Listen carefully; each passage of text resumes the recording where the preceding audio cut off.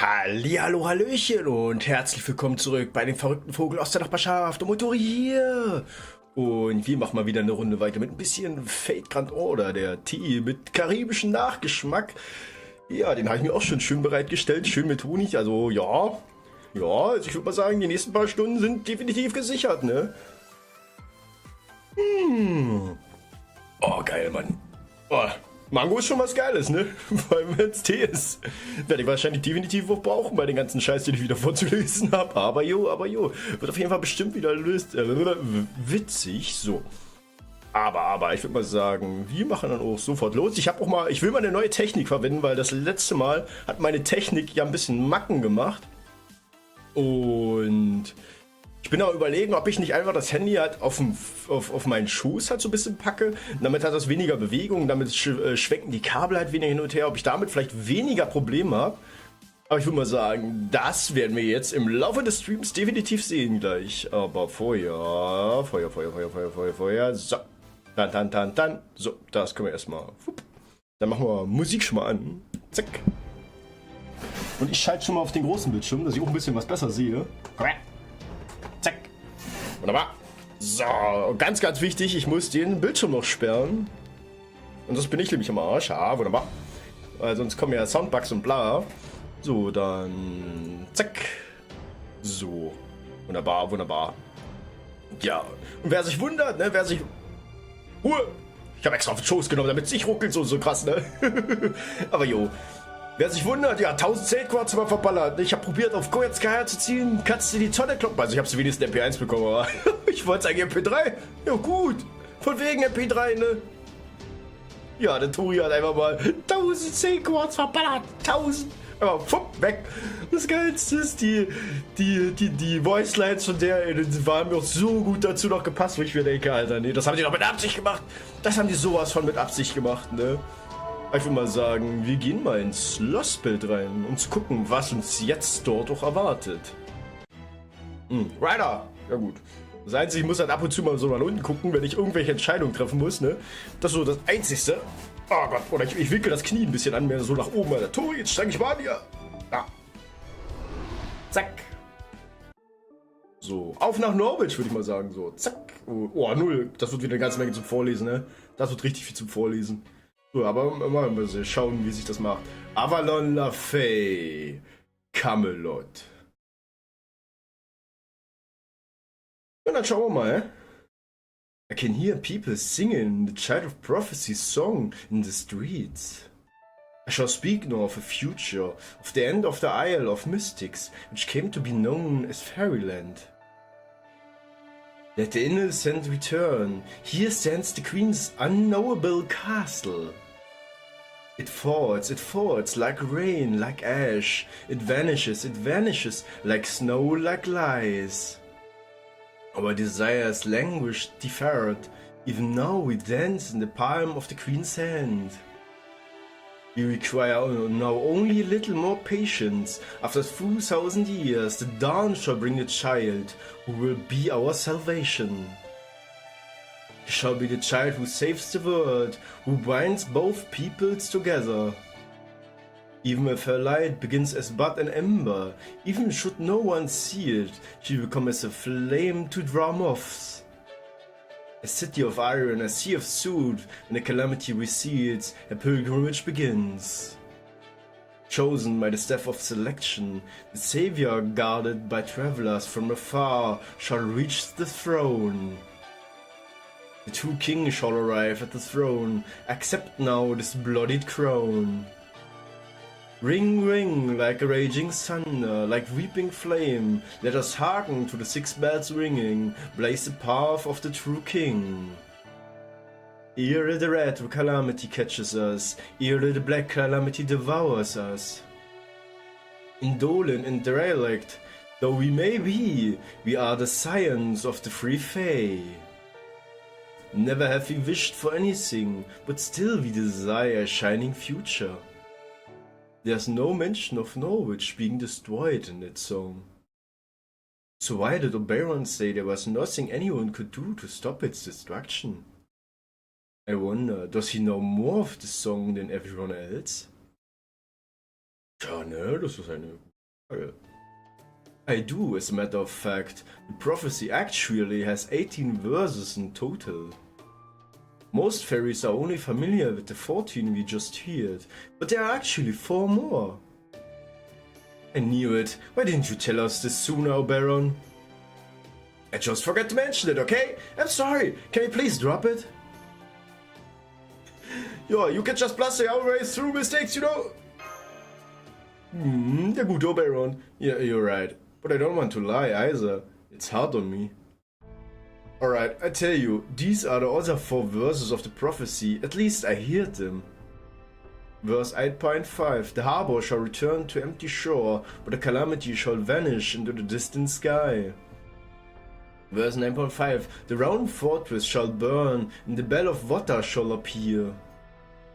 Verse 10.5. Confessed sinners shall make the acquaintance of the guillotine. Verse 12.5. Having fulfilled her role, the child of prophecy shall say farewell to her home. As you can see, these verses are a lot more ominous. That and the fact that they are not very precise for prophecy might be why they were excised. Cases in point, verse 8.5, the harbor shall return to empty shore, but the calamity shall vanish into the distant sky. The harbor is obviously Norwich, and the empty shore part must mean the city was going to be wiped off the coast. So I was steeling myself to lose Norwich, even if we were able to repel the calamity, but oh well. Norwich didn't fall. Is it because another child of prophecy appeared? Could be. This basically proves that not even Einzel's prophecies are perfect, especially for those 4 verses. So I've decided I'm just not going to worry about them anymore. Now on a more important note, you guys need to get going soon. Between Altria, Gareth, Muramasa, Habitrud, I think you should all be safe without me. So I hope you don't mind if I go off on my own again. More information, Gaswing? Ja, gute Frage, ne? Partly, yes, but I also just really want to give Spriggan his comeuppance. So I thought I'd stay here, work with the Count to knock him down a peg or 2,000 when he hits rock bottom. Besides, we could have been reunited with Mash much sooner if he hadn't insisted on keeping the child of prophecy in his castle. Don't you think he deserves at least a little bit punishment for that? I'd say he deserves a lot. Ja, gut, ne? Just leave it to me. Bloodshed may not be the Fairy King's style, but I can definitely bleed him dry financially. Ja, gut. Jo, Baron, ne? And before we leave, there's something I need to let you all know. Let me guess, so Baron's going off on his own again, right? I had a feeling he might. Gotcha. Well, I guess we don't have all this. Well, I guess we don't have all to stick together all the time. It's not like he's smart chap in combat. Ja, das stimmt, ne? I'm sure Baron will be fine on his own, but how come Redra isn't here either? Ja Gott, he's staying by to technical.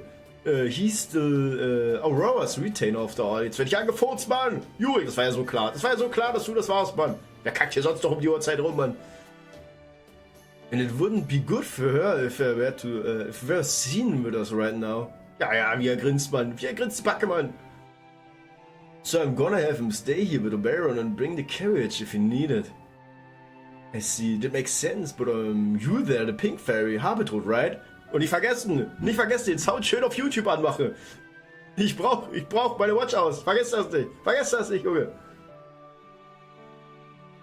You come with us too? I mean, the way Camelot is probably pretty dangerous, so... Don't worry about me, I'm fine. Just think of me as a spectator along for the ride. In fact, you should probably be more worried about yourself than me, Gareth. I'm the irreplaceable healer every party needs in combat, and I'm probably stronger than you too. You're good. Don't worry, Moto, I'm not gonna let you die before you and Mash are reunited. So feel free to wait in the battle, are you like? Hey, die Habitrud. Habitrud ist verlässlich, ja? As long as you don't die, I can patch you up with my magic needle, no matter what horrific injuries you sustain. Ja, danke, Mann. Ja, gut. Good to know, thanks, I guess. Quiet, everyone. Here come the Queen troops from the main gate. Jetzt geht's los. Blaps. I apologize for a 10-minute delay.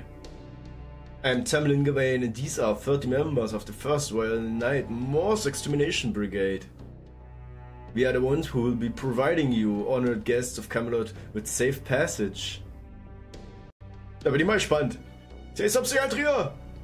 Ich mach mal selber. Thank you for your help. We would appreciate your cooperation as well. Being aware that you are being escorted can make life much easier for the soldiers escorting you after all. We have readied a carriage for the Child of Prophecy and the Foreign Mage. Your retainers will need to work. Atrocities are... You?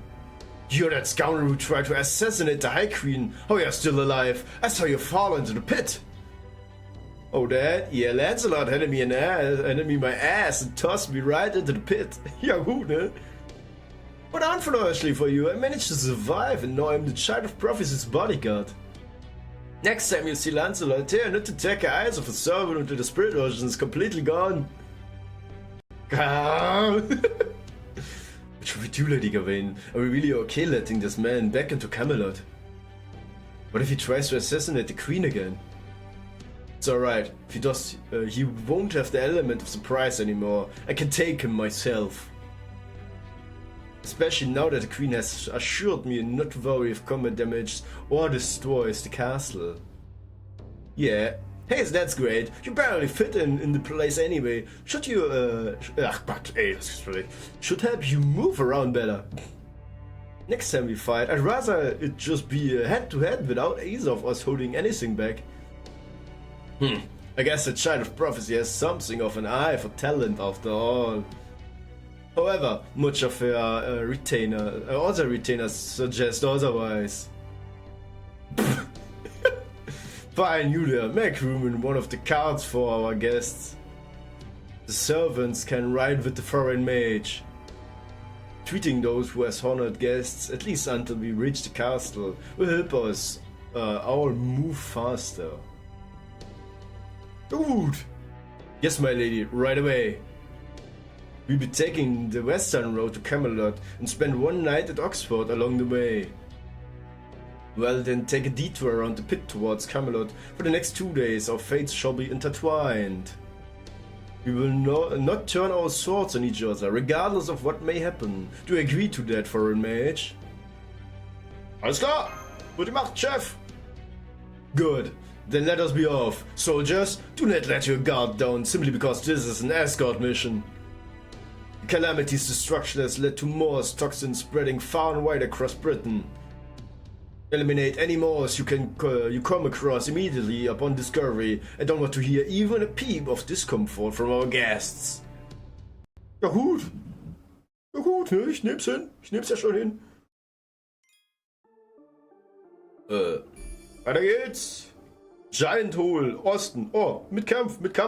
Also so viel. Jetzt müssen wir doch kämpfen. Was ist denn das für ein Scheiß? Und wegen, wir werden hier nicht belangt. Well, that's a relief. This carriage rides just as smooth as Vaderbits. Mir fällt gerade was auf. Kann das sein, dass eigentlich sollte der Chat doch weggehen, oder? Was ist denn das für ein Scheiß? Eigentlich sollte der Chat doch weggehen. Sehe ich gerade. Fällt mir gerade so auf. Spackt wohl der Bot ein bisschen rum. Kann das sein? Kann das sein, Jurik? Der Text geht einfach nicht weg. Warte mal, wir machen mal hier sowas hier. Noch ein Emote, dann müsste es hoffentlich weg sein, oder? Oder wenigstens da drüber. Ja, es ist weg. Ah, wunderbar. Genau, das war der Plan. Kann man wenigstens ein bisschen mehr vom Text dann noch sehen, ne? Zumindest on-stream. So. Well, that's a relief. This carriage rides just as smooth as Rabbit. Ja, ne? Ja, hallo? By the way, Moto, are you really ready for this? To meet the queen, you mean? Ja, ne? Well, yeah, what else? Oh man, you're not ruffled at all, are you? I bet you've already been through lots of meetings like this, huh? It's not that, Atria. Moto is just as nervous as you are. She's just had enough experience with situations like this to understand the value of staying calm. Master needs to give orders and to watch out for their servants after all. So while Imoto might not be able to fight on the front lines herself, she's very good at keeping cool under pressure. Really? So you've met a lot of other kings then? Yup, sure I have. So you'd think I'd be used to this sort of thing by now, but nope, not even close. Kommt nicht mal da, Mann. By the way, I heard something interesting about Tamlin Gawain back in Norwich. Apparently she was the first fairy to be made at Tamlin during the era of the High Queen. About 200 years ago, during 1800, the era of the High Queen, there was a huge outbreak of caterpillar moors in central Britain. That calamity later came to be known as the Caterpillar War, and it was Gawain who put a stop to it. So while it might not have been like the calamity we got rid of in Norwich, she still resolved a calamity just like Alfred did, and that's what led to the Queen recognizing her skill. Surprised, overcome with newfound respect? Ja, ein bisschen vielleicht. No, nothing Gawain could do would surprise me or make me respect her. That said, I guess this means Morg's not the only fairy to have dispelled the calamity then. Guess this means I'm even less special than I thought. Oh man, now I'm even more nervous. Oh crap, I'm sorry, I didn't mean to make you even more nervous. And hey, from what I heard, the Caterpillar War wasn't all that big of a calamity. I mean, the one at Norwich was once in a millennium great calamity, so it had to be smaller than that. Don't forget, we saved an entire city. You have every right to be proud about that. Yeah, you're right. I mean, Mash and Imoto might have done most of the heavy lifting. But I definitely still contributed. When it comes to defeating Moors, I can hold my own against any time. Bong bong! Gongly gong! More smoke spotted nearby! Incoming from 3, 7 and 11 o'clock! Lightning soldiers, prepare your mystics codes, guards! Get into your formations! Imoto! On it! Let's go help! Zack! If you're out here, I assume you have no intention of sitting back and letting us do all the fighting. Very well, I would welcome your aid. There are a lot of Morsi and I would prefer to avoid casualties.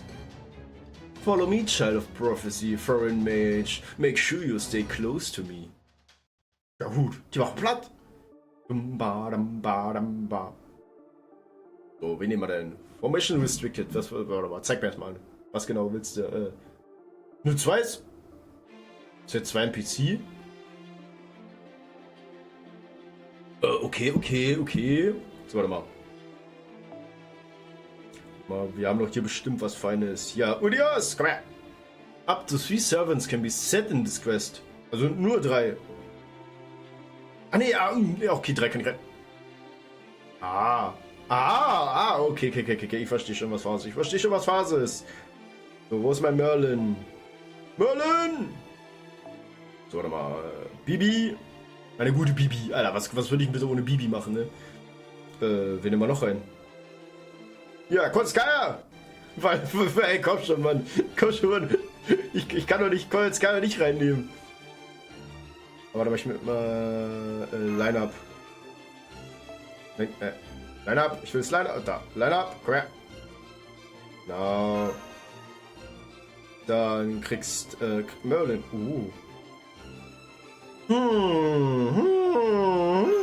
Gleich mal instant Ulti-Ruppen, ne? Rein damit. Oh, geil, rein damit! Let's go! Da. Und to battle. Muss jetzt singen, dass du den gleich doch mal in die Hand nehmen. Macht sich das besser? Ich weiß es nicht.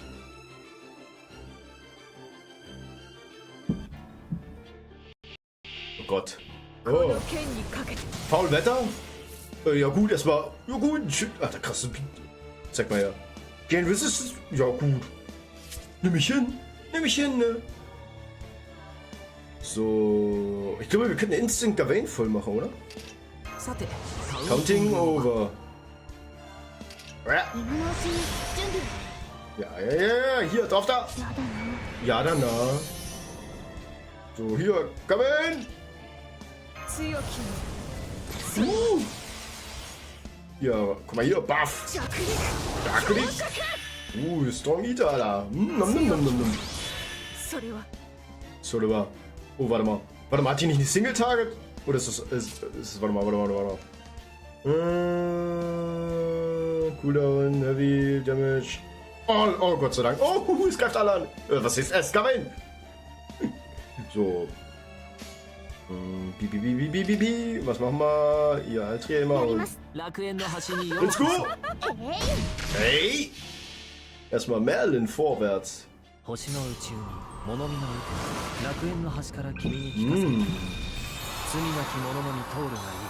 Garden of Avalon. Only those may be free of sin may pass. Das war ja morgen, ein Fluch, den morgen eigentlich auf Merlin erlegt hat. Ne? Na, zeig mal her. Jetzt geht's los. Überall Platz. No, Gott, weg damit. Ach komm schon mal. Willst du mich... Okay, ich muss auf jeden Fall... Oh, geil. Ich liebe es! Ich liebe...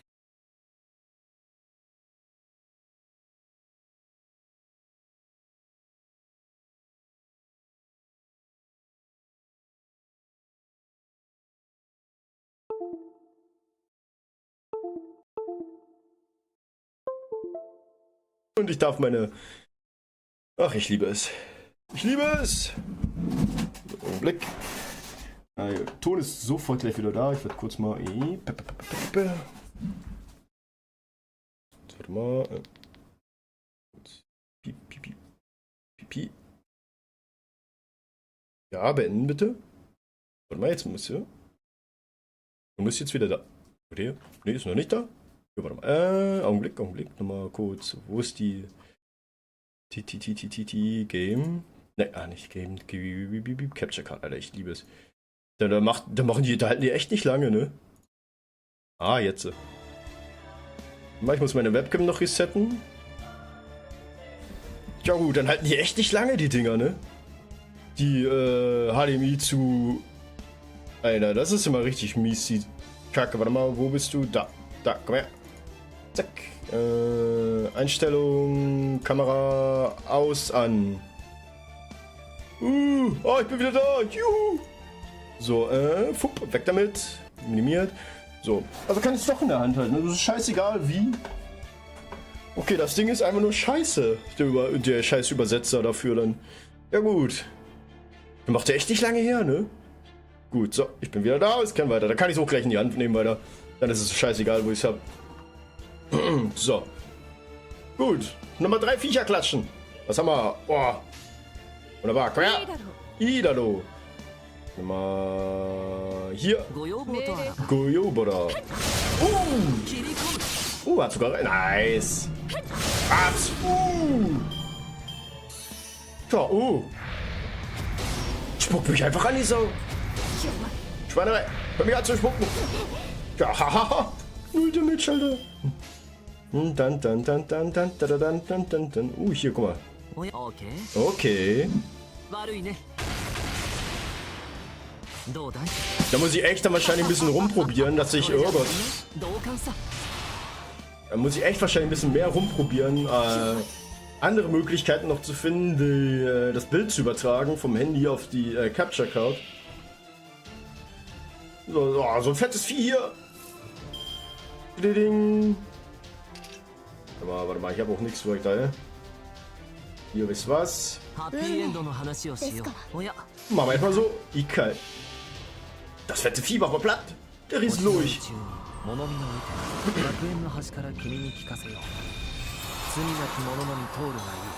Garden of Avalon. Ja gut, aber muss ich mal gucken. Also es gibt so ein paar Sachen, die man sich halt kaufen kann, aber das ist alles so Billigkram. Das ist nicht so, was halt nach guter Technik aussieht, ne? Ja gut. Ey, ich werde hier angespuckt von dem komischen lila Glibbermann. Ach, guck mal, jetzt immer. Ah, okay. So, warte mal, das heben wir uns noch auf. Das hebe ich mir noch auf. Ich will von Garen will ich gerne die Ja gut. MP. Oh, yes! Perfekt, genauso wollte ich. Das war der Plan. Aua. Oder auch nicht. Laps. Ja, spuck hier nicht so rum, Junge. So, jetzt ist Game Over. Game Over. So, oh, Damage. Relax. Achso, die kann ich mal machen, aber ja. Haben wir noch was? Damage! Damage hoch nochmal! So, hier. Oh. Ja gut, ich glaube, das Vieh ist ganz schön mit meiner jetzt, kann das sein? Zack, ab! Ich mach dich kaputt! Ja gut, ja. Weg ist das Vieh, ne? Da kam noch mehr? Da kommen einfach noch mal mehr. Ich hab gar nicht drauf geachtet. Ah, Kacke, warte mal. Ich hab noch gar nicht gesperrt wieder. Hahaha, da war ja was. Hab ich gerade gesehen an dem Scheiß, dass der Bildschirm hoch klein und größer geworden ist. Einfach mal so aufgefallen. Ja gut, da weiß ich definitiv, dass es halt nicht an den Kabel wie das hin und her wackelt oder irgendwie, wenn ich das in der Hand habe, liegt, sondern allgemein an dem Gerät. Ja gut. Guck mal, jetzt wird er geknuspert. Noms, noms, noms. Gimli ist tot. Ja gut. Gimli ist ein Eimer. There are still 10 large moors to contend with. No more are still coming. We can't handle this many. Those of you without iron weaponry, stand back. Do not engage. Just lure them to one spot so I can burn them all at once. We're trying, but these moors aren't falling for the decoy. It's almost like they're here for something else this time. Something else? Could it be there after the child of prophecy? Ja, weg damit! Du wurdest ja mal sneaky, ne? You. No need to thank me. We're all fighting the same battle here. Know what you're gonna do about this. Any seasoned general like you ought to know when it's time to retreat. I hate to admit it, but he's right. I could either abandon the cards and have my soldiers retreat, or I could have the guests go on ahead.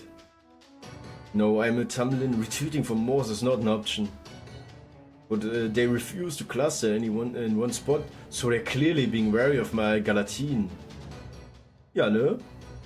Die wollen halt nicht gegrillt werden. They just destroyed the rearmost card. What do we do, Happy Cat? Oh man, what good's having a Tamlin around if you still have to fight ourselves? She sucks at this. Ja gut. Aber tot, Mann. Aber tot, Mann. Ich kipp mir gleich mal ein bisschen was nach, ey. Mehr Schmackes für den Hals. Mehr Schmackes für den Hals. No, no, no. So gut. Weiter geht's. Why would you give massive amounts of literary and unbridled firepower to someone who's already crap at holding back? Ja gut, ne? Oh well, what's done is done. No use complaining about it now. I may not much like fighting, but walking all the way to Camelot would be worse. Come on, Gareth, let's go take out the little moors and leave the big ones to the Tamlin. Okay, I'll do my best. I've gotten more used to fighting moors, so Happy Cat? Are you seeing this blue streak of light? It's setting straight for us from Camelot. That's the same light I saw at Sheffield. Forget eliminating all of them. Retreat. Keep the courage in the first card and abandon the rest. Hurry, lightning soldiers, defend the guests. Well, guard, retrieve the luggage from those cards. I keep the moors occupied until... Ja gut. Until... Bis es knallt. Ja. Ich dachte mir schon. What are you doing here, Lancelot? I didn't ask for your help. I don't think you need my help either, but the High Queen commanded me to come. Hostiles detected. Eliminating. Stand back, Gawain. Taking out individual targets is my area. Ja gut, wie sie grinst. Die Grinse, Mann. Die Grinsebacke. Bling. Oh, jetzt ein spannender Kampf oder was? Oh, guck mal. Guck dir das mal an. Ach. Kriegen wir jetzt eine Vorschau? Kriegen wir jetzt eine Vorschau von Lancelot? Ich glaube auch, oder? Battle. Bling bling. Oh. Jetzt geht's los hier. Increase 80k. Max HP. Wait. Warte mal. Single Enemy. Was haben wir noch? Ich will erstmal drüber changen, oder? Keine Ahnung, habe ich das überhaupt? Ich weiß gar nicht. Ja, hier drauf da! Klingelingeling. Oder komm mal her, wen nehmen wir denn? Wer ist denn hier der Heftigste? Du bist der Heftigste! Feuer frei! Macht ihr gar... Die redet gar nicht mit mir! Die hat gar keine Mäuse jetzt gerade! Schweinerei! Keine Mäusleins! Ja gut! Ah! Du schweigst am Lancelot, oder was?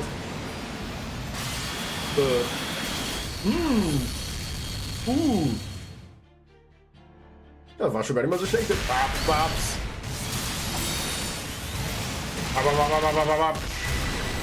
Ja gut, ne? 5000! Guck mich nicht so an, Junge! Das war ja krass, Mann! Hier! Zack, zack! Geht gleich weiter! Ich mach den kaputt!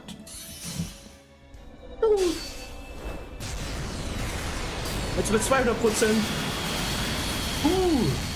Ja, das schießt mir jetzt im Eimer, oder? Ja. Und tschüss, oder? Komm, Crit! Yes! Komm, reicht das? Ah, okay, reicht nicht. Oh, ist schon cool, Mann.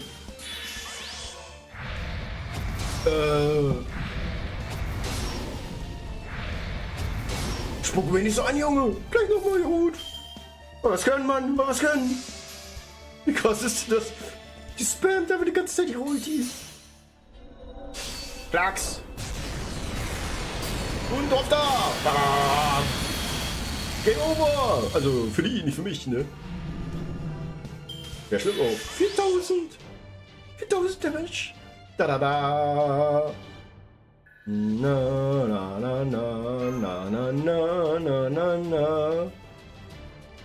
Dann sag mal her.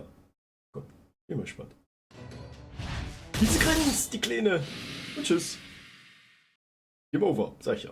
Oh, she just flew in here out of nowhere and utterly destroyed them.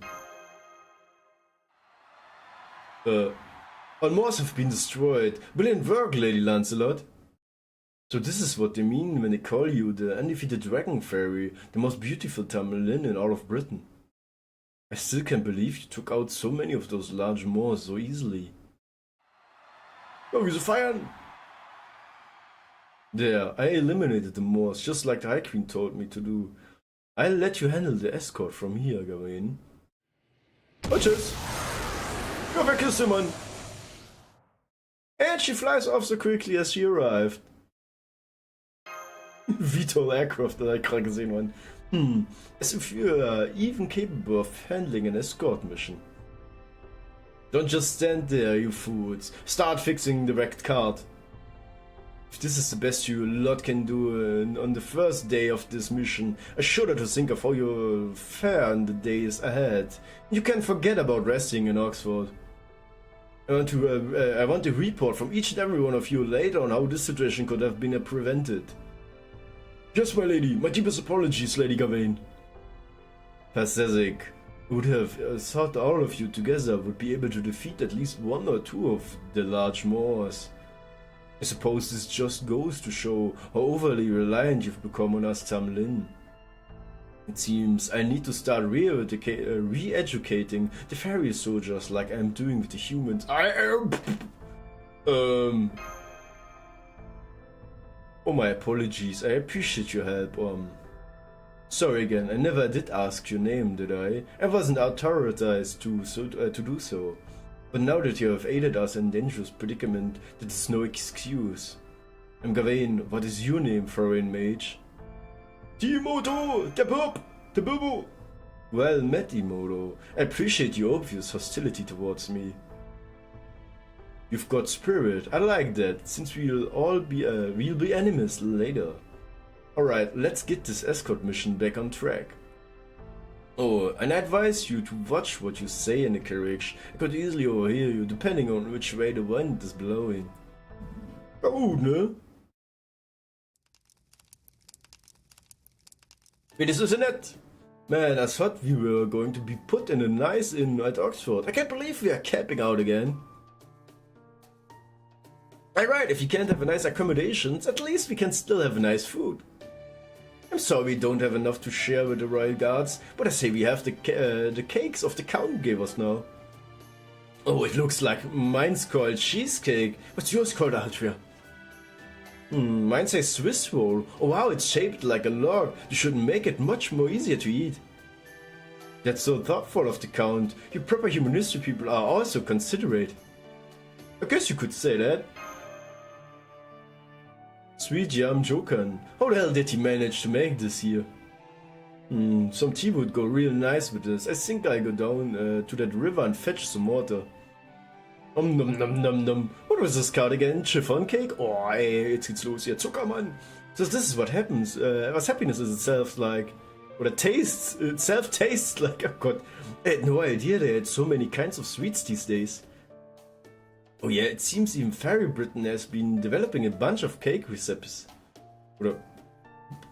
Oh god, Hüffel recipes! Back in Salisbury I heard about Woodward's restaurant chain in the south and Edinburgh's gourmet desserts in the north. Ah, jetzt geht's los, Alter. Jetzt kommt mir der Tee schon wieder hoch, oder was? But it sounds like cheesecake's the one kind that never caught on. I wonder why. Really, but so yummy. It does make me a little thirsty though. Nom nom nom. Ey, Käsekuchen, Mann. Nichts über Käsekuchen, nicht wahr? It's because the big shot up north absolutely despises cheesecake. Was? Echt?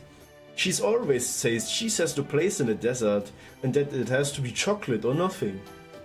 Though, of course, for fairies from the south like me, chocolate is such a luxury. I don't even know what it tastes like. It costs so many more points that low-level fairies can basically never afford it. Dude! What is it, Imoto? I'm gonna go make a little peace offering.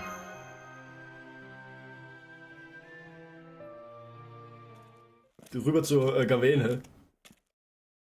Do you have a custom of eating sweets after a meal here? I don't usually care for sweets. If I'm going to eat something cooked, I'd rather have meat. So no, I won't accept it.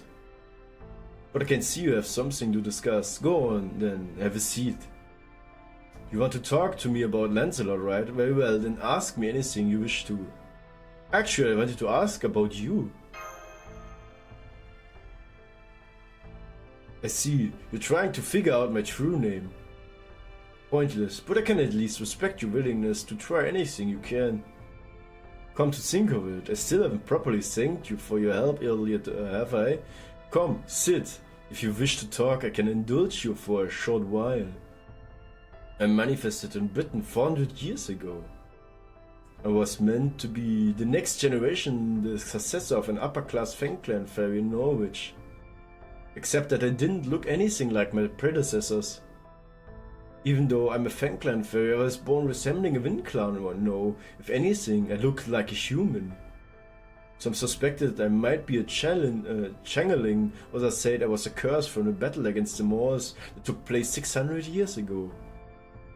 Maybe I am, maybe I'm not, I don't know the truth, I don't care either. I earned the honor of becoming a Tamlin when I ended the Caterpillar War. Up until that point, the title of Tamlin had been sealed away for all 1800 years of the High Queen's reign. In case you don't know, the Tamlin title originally belonged to the retainer of Ask, who was said to be Britain's savior in the Fey era. The first Tamlin was called... I'm sorry, I actually can't remember the name. At any rate, they met their end in Orkney. After that, the Queen forbade the naming of more Tamlin. But she decided to revoke her own seal to exterminate the endlessly spawning caterpillars. Thus I was gifted the name of Sir Gawain, which is said to be the name of a knight of the Round Table of a foreign land, and gained the means to strengthen my horn. My Galatine, I believe you call it a noble phantasm. While I'm confident in its very bit the equal of Sir Gawain's original, I'm just as confident that I can hold a candle to the real Sir Gawain, Knight of the Round Table from proper human history. That sounds pretty significant.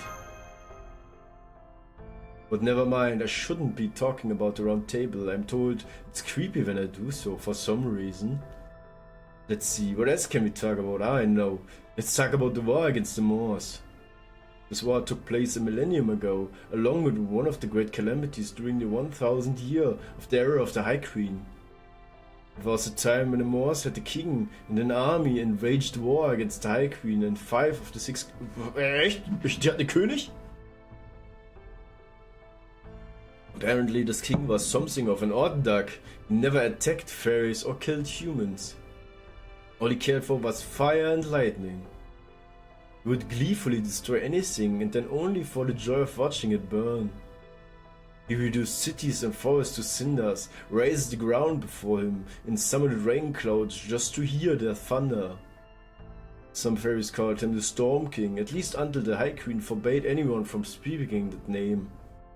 The war against the Moors king lasted for decades, until finally the Fang clan brought it to an end.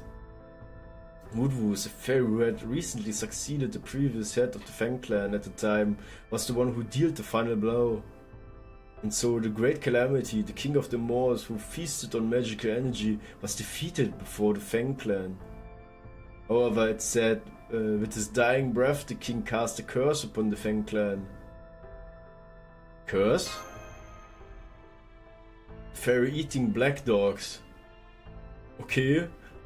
It was only after the king of the Moors vanished that the black dogs began to roam Fairy Britain. However, they also eat Moors, so they are not just harmful. There are even some squads who train black dogs and use them in Moor hunts. Mine is one of them, in fact. Have you ever had the epithet, the Black Dog Duchess? It refers to me. Even now that I've become a Tamlin, I'm still called the Black Dog. I don't blame them though, after all I eat everything, including fairies and humans. Ah? Oh, now you're scared of me?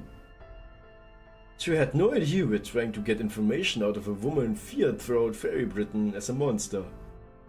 Well, worry not, I would never eat you, I only consume the strong. I'm unusual for a fairy, what I eat makes me stronger.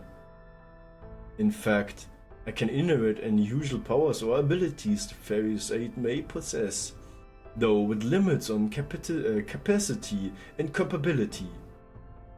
And right now I'm still full on Foul Weather, the great Earth Clan fairy.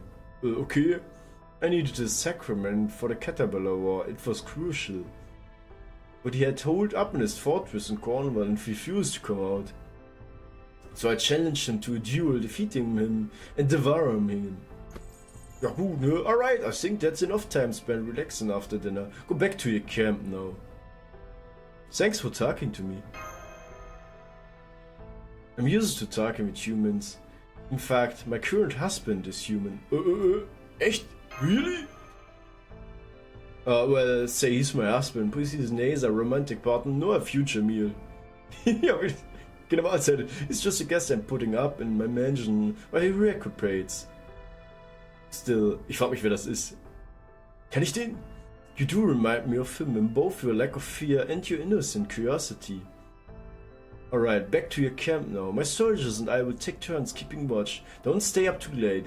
We'll be setting out early tomorrow morning. Glax. Forgive us. No more prayers, close your eyes. There's not much fun time left. The veil has fallen and extinguished the light. The day is ending. Farewell, this day too will end forever. Forgive us our sins. It's too late to do anything now, but to make sure everything is cleaned up. Ah, das haben wir ganz am Anfang gehört. It's that song again. Ja, im Wald. Bei den Outlaws da. Die sind alle okay. Bam, bam, bam. So, wir sind fast beim Schloss, aber auch nur fast. So, oh, keine Kämpfe. Nix Kämpfus Maximus. Hier wird nicht geprügelt. Hier wird nur vorgelesen. Na dann. Zeig mal her. Ja gut. So schnell wird 2 days after leaving Norwich, the day 30 in Fair Britain. Jetzt bin ich mal gespannt. Okay. Einfach mal übersprungen. So that's Fair Britain's Camelot. I never seen it from the other side of the pit before. It's definitely impressive, isn't it? So that part we were seeing from Oxford must have only been the back of the castle. I thought it looked more like a wall than a castle, but now it looks more properly royal. It's got an urban area around the main gate and another one inside the ramparts. I'm guessing that's to separate the general populace from the upper crust. Don't let the gate fool you, the side facing the pit is actually the castle front. Really? So that big fancy gate is actually the back gate? Oh no, that's the main gate. Sorry if I'm confusing, Gav. There's no way into the castle from the pit. You've gotta go through the gate to get inside. What about fairies who can fly? Couldn't they just zip inside? Nah, it ain't that simple. There's a makeshift barrier around the front of the castle, the side facing the pit. If you ever fall in there yourself, you see there's a ton of gun ports all along Camelot walls. And you don't usually put cannons behind the castle, right? So we can be pretty sure the side facing the pit's the front. So that would mean, es ist was im Loch. Das ist irgendwas ist im Loch. Ja. Imoto. Darlene is glaring at something up north. Whatever it is, she's obviously upset about it. You're friends now, right? Go and ask her what it is. I wouldn't say we're friends. What is it, Imoto? Are you suddenly having a second thought about entering Camelot? It's not that. You're running what got me so upset. Can't you see for yourself? That's not Niraba army up north. Niraba? Where? I don't see her anywhere. Alright, you're too short, aren't you? What a shame. Well, no matter, it's none of your concern anyway. Are you kidding me? Of course it is! Muramasa, can you build us a watchtower or something? Anything that'll let me and Imoto see what's going on? Whoa there, hang on. Before I go to all the trouble, how about using all of my hands dandy gadgets first? Here, spyglass, this lets you see at least as far as a grain can. Now take a look at those plains up north. You see some really intense glare is pointed this way. Huh? Gut, zoom. Wow, I can see super far with this. Thanks, Awishi. Try turning the dial on the side, it's set to 5 kilometers right now. But if you crank it to the 4th notch, you can set it to 20 kilometers. Ja gut. There, see them? There's a ton of various gases in those planes. That must be the northern army of the Ossa Queen we've been hearing so much about, of the King clan. That's her army? It's not just Fang and Earth clan fairies. There are also lots of soldiers with masks. Are those giants? There are giants there!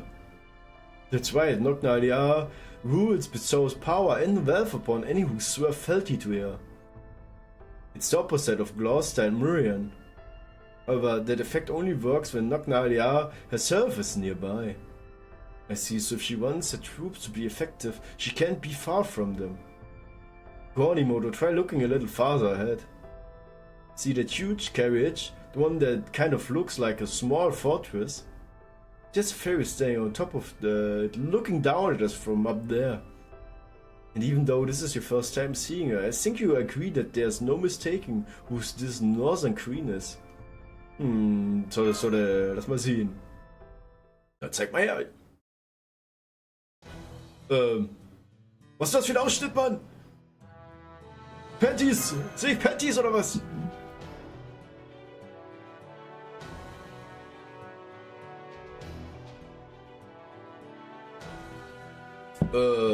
Yeah, she does seem kind of familiar. Ja, Celtic.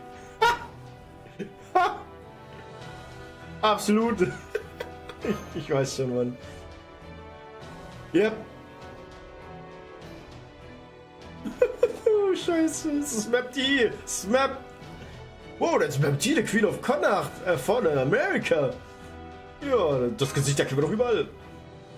Right, she looks just like Map, doesn't she? Her taste and clothes a little. Okay, a lot different though. Ah, that's weird. She's staring straight at Altria. No, wait, it's more like she's looking down at her. Mad at her? She definitely looks ticked off.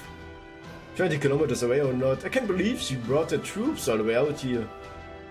And this obviously a hostile act towards Queen Morgan. Noknalia and her forces are still just within her territory. She claims she's only running military exercise in preparation for the Great Calamity. 10 days ago she was conducting those exercises 40 kilometers away. Oh, kommt über hier! Now that Sheffield has fallen, she closed the distance and come further down south. She must have 20, no 30,000 troops there. That's not just a threat, it's preparation for an all-out war. How the hell does she keep them all fed? Alright, fairies don't need to eat. No, we don't. Unlike humans, that one of Noknalia's army's defining characteristics. She despises humans and won't even use them in combat against Moors. She envisions Britain run by and for fairies alone, but her as its sole monarch. Gut. Jo, ne? Britain just for fairies with her as its sole monarch. That said, she won't be sending her troops any further. She has no definite reason to challenge the High Queen, nor much chance of success if we were to try. The Northern fairies have been incited to rebellion against the High Queen several times before. Each time they find themselves retreating north with their tails tucked firmly between their legs. This time will be no different. Alright, that's enough idle chatter, let's go. We are about to pass through the main gate from now on. I suggest you remain sharper than ever. Oh Gott, was kommt? Was kommt? Solange ich nicht den anderen Kack-Typen da begegnen muss, ist alles in Ordnung, würde ich mal sagen. So this is Camelot's castle town. It's even bigger than Salisbury and even fancier than Gloucester. You can tell only upper class fees live here. The mana in the air here is like nowhere else on all Britain. And that castle keep over there must be where they keep the existence taxes, the magic energy they extract from every fairy in Britain through command spells. I've heard stories about it, but this is way beyond what I was expecting. No wonder they are not worried about Noknalia army out there. It was to be way beneath their notice. Trying to take Morgan on now, someone would have to be crazy to do that. I guess Bogart must have been never set foot here before. He'd never have thought to rebel. Then again, maybe he knew what he was up against and decided to press on anyway. I thought I saw some writing on the gate when we went through it. Did anyone else see that or happen to catch what it said? I did. It said only those free of sin may pass in Old English. Merlin! Avalon! Alles klar. But I also noticed it had been painted over with red, like someone didn't agree. Das ist, ja, ich weiß schon, wer das war. This is as far as we go back, carriage. The Royal Castle lies just ahead. Die andere Tamlin war das hundertprozentig. Genauso wie der andere Typ, der von den Lost Bells, ey. Der ist ja genauso ein der ist definitiv nicht frei von Sünde, mal als ob, ey. And the Child of Prophecy and the Foreign Mage have been granted audience with High Queen. The rest of you is still here. We will be treated as attendants of our honored guests. Oh, meaning what exactly? You see the Royal Hotel across the bay? We have arranged for you to relax there while you wait. I will make arrangements for you all to reconvene once the meeting is concluded. However, your name is Da Vinci, yes? You seem like an intelligent servant. As a human, the foreign mage will surely need an advisor. You may accompany here in that role. Oh good, I was planning to tagging along regardless, but this makes things much easier. We may be on opposing sides, but I appreciate your consideration, Tamlin Gawain. Okay, Gareth Muhammad, Habitat, and you heard the lady. You guys will have to stay here and wait for us. Don't worry, you've seen how well ordered the Queen's army is over the last 2 days. Morg's obviously even more a stickler for roads than we thought. The three of us won't be in any danger if we face her alone. We'll be safe for at least as long as we are in Camelot, regardless of how the meeting goes. I'm not surprised. I did break into the castle my first time here. I didn't expect him to invite me in. Anyway, good luck in the Altria. Don't get too carried away and end up saying something you regret, alright? You too, Imoto. Watch your partner's back, understand? I can't say I'm not worried, but strangely I do agree that it feels like you'll be safe. Okay, we'll all be waiting for you here. Be careful, Altria, and good luck! I'm fine with this arrangement too. I'm not interested in Morgan anyway. I'm just here to keep an eye on things until Imoto and Marsh are reunited. Let's go, Altria! Let's go! Nick, nick! No, no, no, no. So, neue Runde, neues Glück! Camelot! Zeig mir ja immer noch 0. 0! Und da, bam, badam, bam. Klopf, klopf. Oh, Chinesenschritte. Quietsch, eine falsche Tür. Dann gehen wir mal ins Licht, In the light we go. Was ein Thron, ey. So, this is Camelot Castle Keep, the Queen's Throne Room. Ja, gut, ne? Blaps. Kneel, present. Worship, submit. Emissaries to the throne, keys your breathing. 30 ambassadors, 100 officials, close your mouths. You are in the presence of High Queen Morgan, the king who expands our boundaries and upon whose shoulders all of Britain rests. Reveal in your glory. Know this child of prophecy, know this foreign mage. This meeting is a sign of the High Queen's grace and amnesty. Thank you, it is very good of you all to come, even without a formal invitation. My ambassadors and officials are now commanded to be silent. Until this meeting ends, or I order otherwise, the only people present permitted to speak are myself, my guests, and... Oh Gott, me very god, the Queen's hubby, sorry fancy fairy, oh Gott, der Dreckstyp, das war so klar. Very god, so he really is here in Camelot. And did he say he's Morgan's husband? Hey there, modern friends, I haven't seen you all since Olympus, Why the look of surprise? Hey now, don't tell me Mash didn't tell you I'm Morgan's bee. Does this mean Queen Morgan's? Right, as a master yourself, of course, that's where your mind goes, right, Imono? Yep, it's true, I admit it, I'm Morgan's master. A partner of the High Queen who ruled over the land of the Fae. But it doesn't make any sense. Schon bisschen, ne? Sure it does, and it's true. I mean, yeah, she's so far out of my league, I've had a hard time believing it myself, but facts are facts. Atria, I give you permission to approach. Raise your head. Okay. I see it appears you truly are the child of prophecy. And you must be the foreign mage.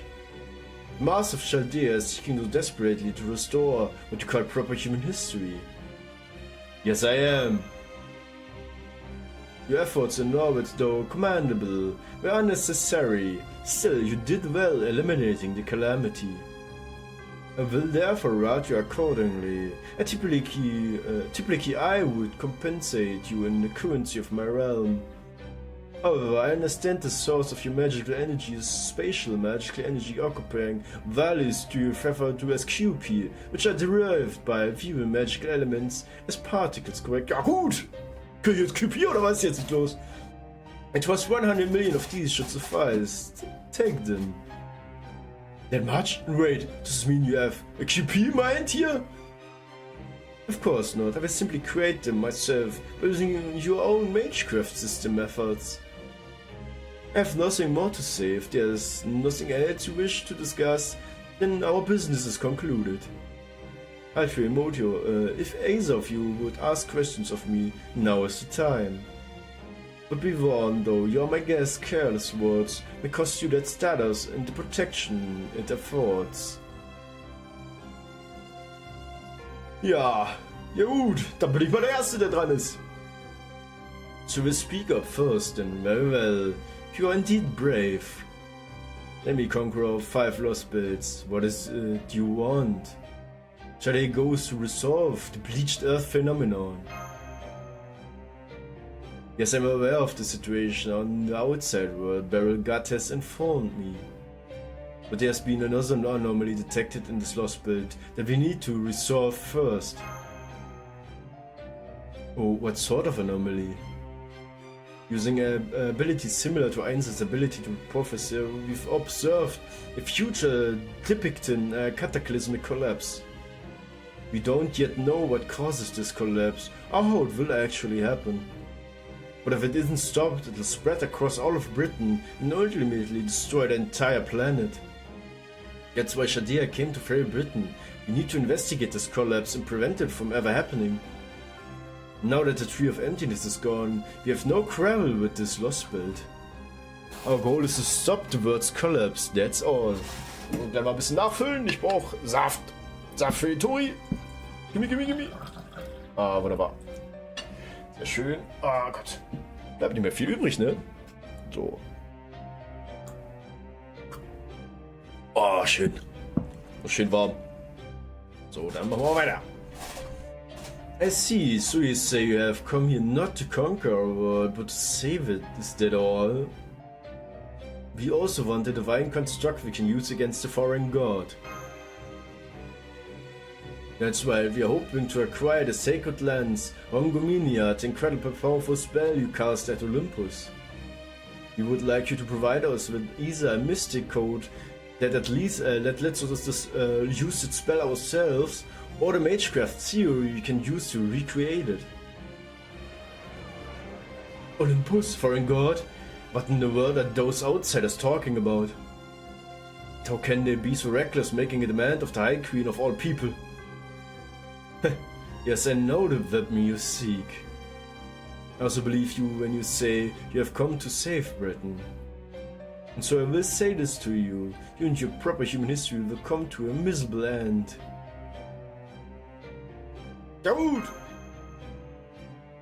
This collapse you have observed will be the result of me expanding my territory. I shall be the one to put a true and final end to your history. I would never willingly surrender my divine construct to you, my mortal enemy. Motor arrogant child. Ah, God, die Sauber! To save your world, you will have to defeat me, but your proper human history cannot be saved otherwise. Is that your way of declaring war, Queen Morgan? Proper human history and my realm can never coexist. If you wish to save your world, you'll have to win it from me. I really thought you might be willing to listen now that we have to fight after all. That goes for you too, Altria, cursed child of Iron's prophecy. The year's end will bring a great calamity, it shall once again destroy every fairy in Britain. But fairies do not learn, ever. No matter how many times they die, they will always be born anew. As long as my castle remains intact, fair Britain shall always be reborn, even should all Britain burn. Your Majesty, I sing, you only protect your kingdom, not your citizens? Yes, I offer fairies no salvation. I shall defend my land, nothing more. With all the magical energy I have stored in this throne, I have nothing to fear from the great calamity. Furthermore, only a chosen fairy can sit this throne. You are neither, like other fairies, not a foreign mage, you have been chosen. You are neither rebel nor invader, you are the staff of selection's chosen wielder. By accepting my invitation, you have proven yourself the true child of prophecy. You and you alone have the right to bring me to justice, fairy's friend from paradise. Even should you fill oceans with the blood you shed in battle against me, you would be innocent of sin. If you wish to save Britain, you must defeat me and claim the throne for yourself. Das hört sich so an, als will sie besiegt werden, lol. Go then, fulfill this absurd prophecy if you can. You should know better than anyone that you have no choice.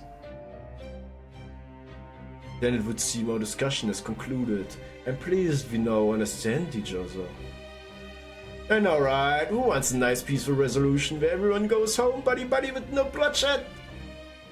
So on that note, you guys were stupid enough to come here with nothing more than faith in people, innate goodness and honor. No, your negotiations have completely broken down. You didn't really think you could leave here without a fight, right? Of course not.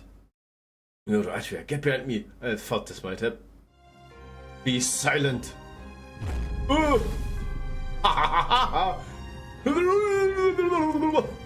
Yes, ja, ich hab's gewusst, Mann. Even though these are my honored guests, I will permit not so much as hair on their heads to come to harm, nor will I allow even insult to their pride and have left Camelot. You've got to be shitting me! Ja, ich hab's gewusst, Mann, der Kacktyp, Mann, der Kacktyp! Forgive my husband insolence, child. Daughter of Tintagel, so long as you remain Altria, I shall not recognize you as my enemy. As long as the bells of pilgrimage remain unrung, my lords are forbidden from attacking any of you. However, if he does start ringing the bells and officially declares herself the child of prophecy, then and only then I shall name her, along with Chaldea my enemies, and marshal my army against you. I therefore advise you to think very carefully before beginning a war you cannot possibly believe in. Also ich muss ehrlich sagen, die ist auf jeden Fall besser drauf, als ich es gedacht habe. Also mit der kannst du richtig... Die ist richtig gut drauf, Mann.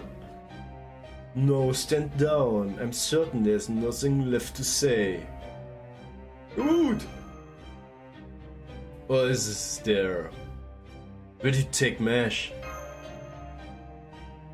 Mash? What is that? It's the name of our companion, the one you swallowed up with the spell you usually use to get rid of calamities. She's a demi-servant with the spirit ocean of Galahad. Oh wait! Oh wait, die hat die Calamities nicht gekillt, die hat die einfach nur in die Pit gehauen, in die Schlucht. Oh Gott, bitte nicht, ey. Since you named your Tamlin after all the knights of the Round Table, I'm sure you must know the name too. I see, that explains it. Yes, I hold your knight captive.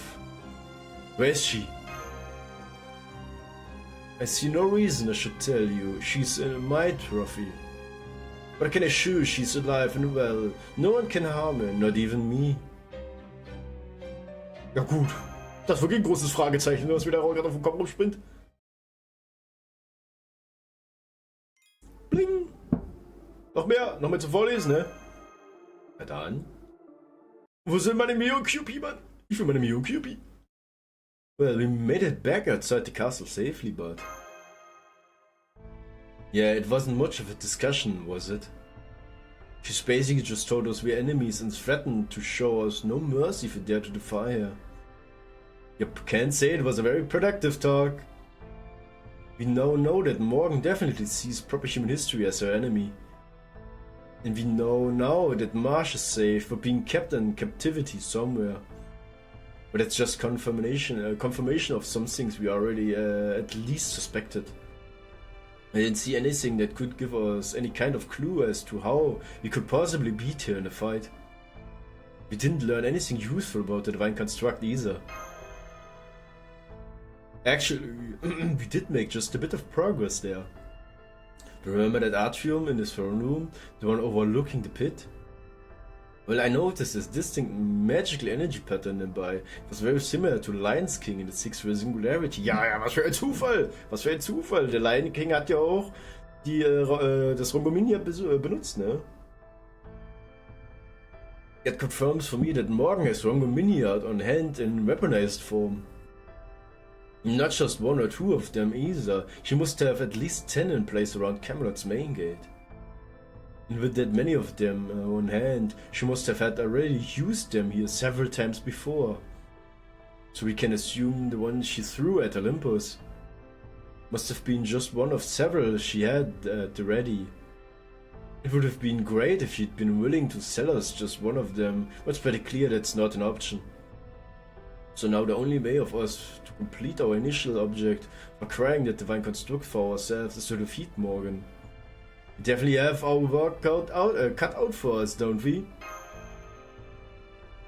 Still, at least we made it out of there safe and sound, so we also know the Queen Morgan is true to her word. True, both Morgan herself and all of Camelot might be so stuffed with magic energy, it's downright chilling. Der einzige, dem man nicht vertrauen könnte, ist halt Beryl und seine Kacktante da, ey.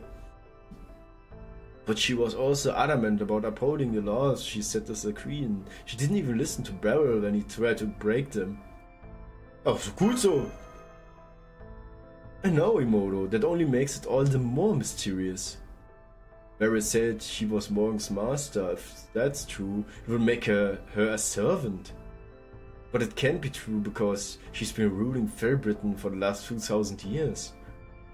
Beryl couldn't have come to this lost bird any sooner than the end of 2019, just like the other cryptors. Obviously Morgan would have already been the queen of this land by then, so he couldn't possibly have summoned her as a servant.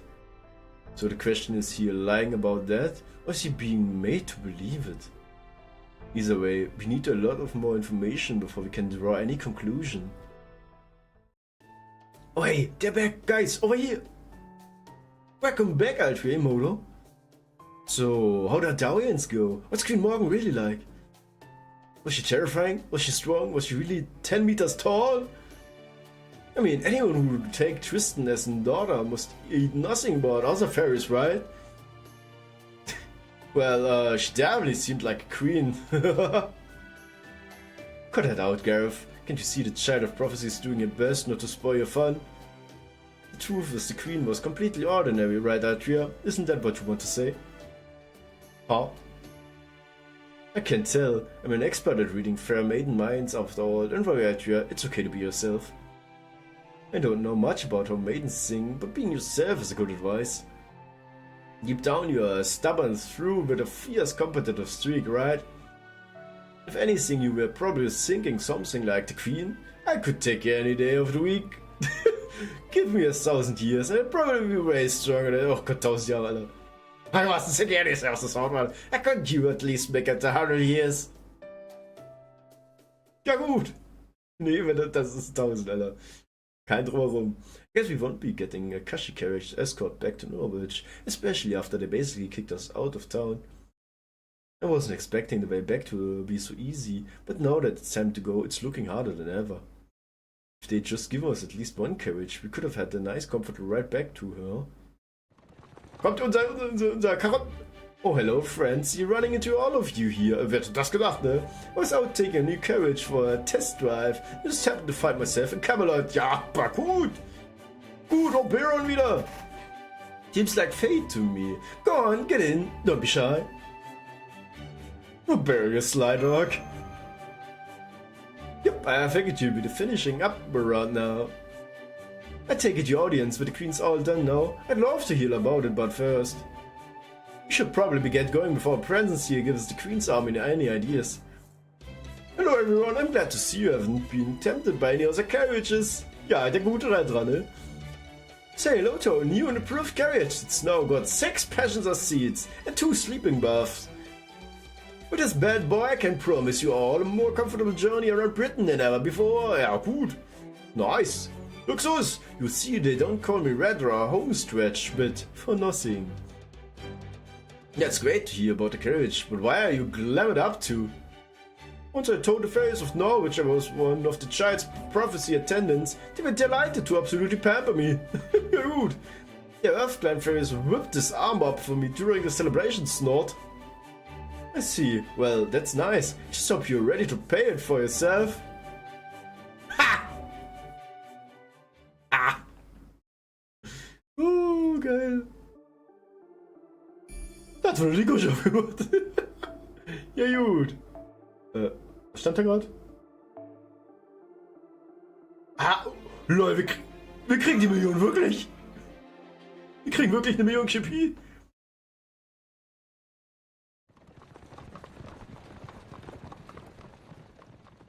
And that's how our audience with Morgan ended. Well, she certainly didn't mince words, did she? Morgan is eager for this fight. I'd hoped there might be some way to broker peace if Jade and the Child of Prophecy met with her together, but she obviously never had any intention of giving up her throne to the Child of Prophecy, the true king. And that's not all. Morgan doesn't even plan on saving Britain. She said she was going to expand the territory and destroy the outside world, right? I was already pretty sure that was her plan, but I didn't know how she planned on pulling it off. But after hearing about your meeting, I think I've got it. She's going to use the Great Calamity herself. Oh, so. Alles im Loch, ne? Remember the water mirror spell she used at Norwich? That's what she's always used to get rid of calamities before. Ja, alle im Loch, Alter. Isn't it right, Habetrud? Yep, she doesn't usually break it out at that massive scale, but that teleportation spell's one of her go-tos. So even if Emoto and Mash hadn't gone to such extraordinary lengths, she would have still made the calamity disappear. Or rather, she would have made it her own. I think Morgan's been trying to acquire the calamities for herself. And if she is, that must mean she's able to harness their magical energy and use it as her own. That's the magical energy she's going to use to rewrite Emoto's world, proper human history, and make it her territory. She's going to take the curse meant to destroy the world of fairies and use it to destroy the world of humans. That's her plan. She's not out to stop the Great Calamity, she wants it to happen. So instead of getting rid of the Great Calamity, she's going to use it as a weapon? Even though she's more than enough power to banish it, like she did in Norwich? But that would mean only the fairies inside Camelot would survive. Yep. Not to mention it, those upper class fairies in Camelot all look down on other cities. I even heard them say stuff like the only fairies worth anything are those from Camelot with a straight face. They've completely bought the whole privilege class nonsense the Queen fed them. I'm sure they just think of the Child of Prophecy as an irritant. And now the Queen said she wouldn't consider us her enemy until we ring one of the bells of pilgrimage. She also married to Barry, right? It's a good thing Oberon showed up with a carriage when he did, because there's no telling when he might have sent troops after us. We said it first, things first. We should put some distance between us and Camelot. We can figure out our next course of action after that. Nothing else, we know exactly what we have to do now. If we're going to save Britain, our world and Nash. We're going to have to defeat Morgan. Gut. Wir sind morgen Kloppi, ne? Kloppi Poppi. Several hours after the meeting at the empty throne room. Still no sign of movement from the pit. That is concerning. That aside, a great calamity that comes every 1,000 years. The sheer idiocy of this fairies never ceases to amaze us. At least it's useful. I will use whatever I must to erase proper human history forever. Ja gut! You again, you know that merely observing will resolve nothing. If you are truly the foreign god's priestess, you should at least try to kill me. Though of course, that assassination attempt by the disciple of the foreign god did not go so well for him.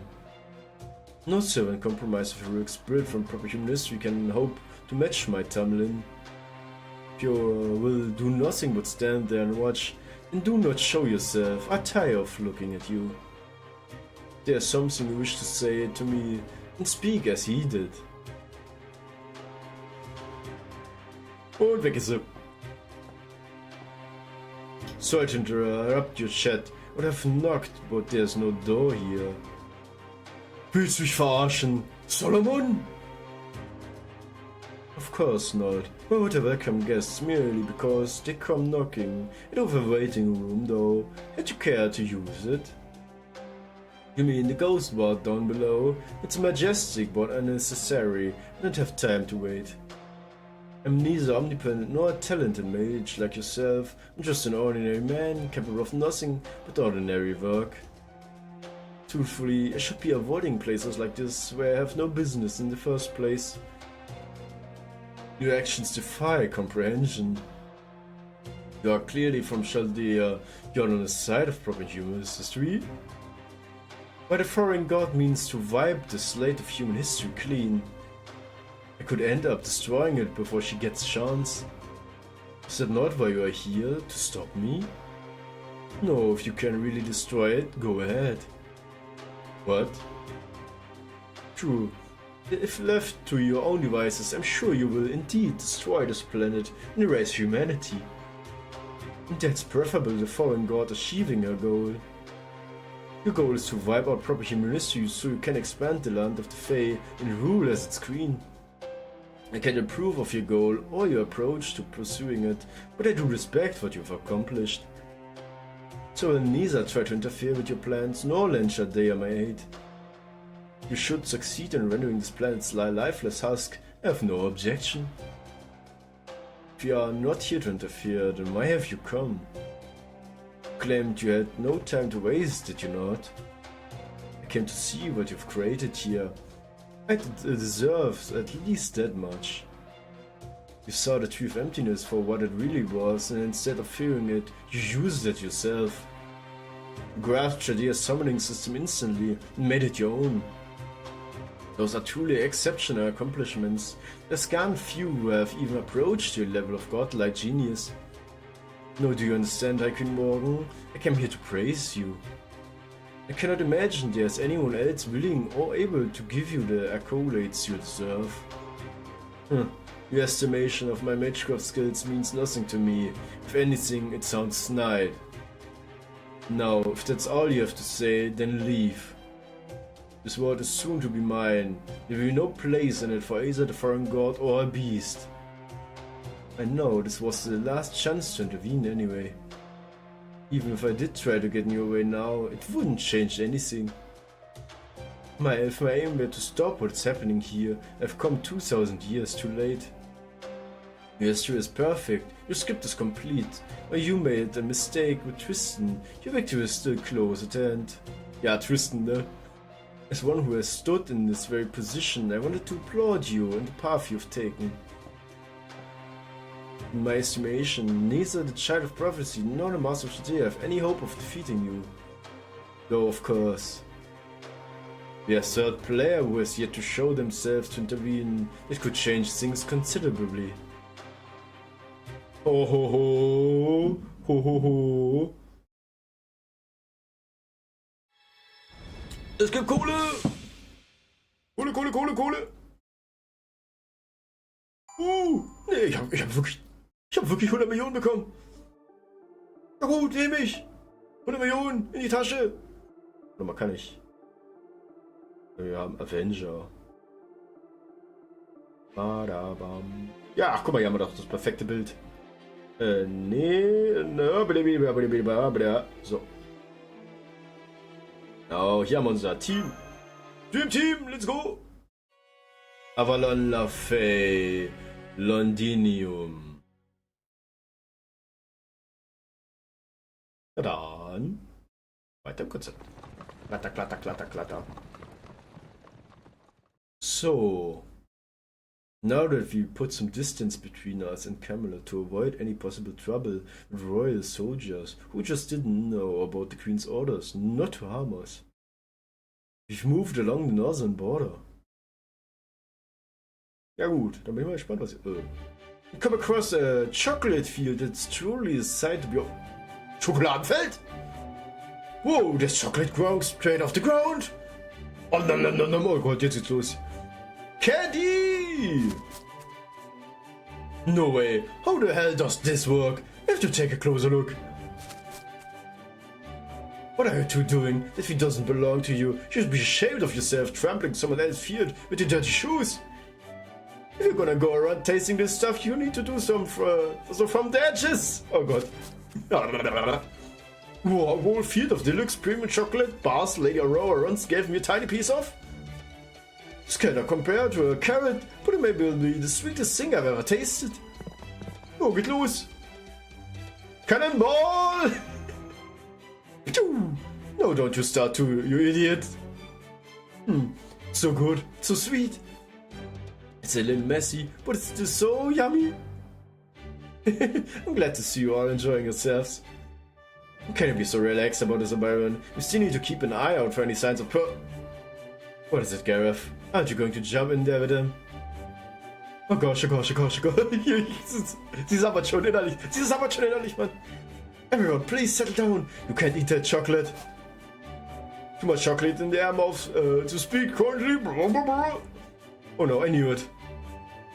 These are not last chocolate fields. I've heard about them. They're made with paralyzed agent, charm and calories out the wazoo, was?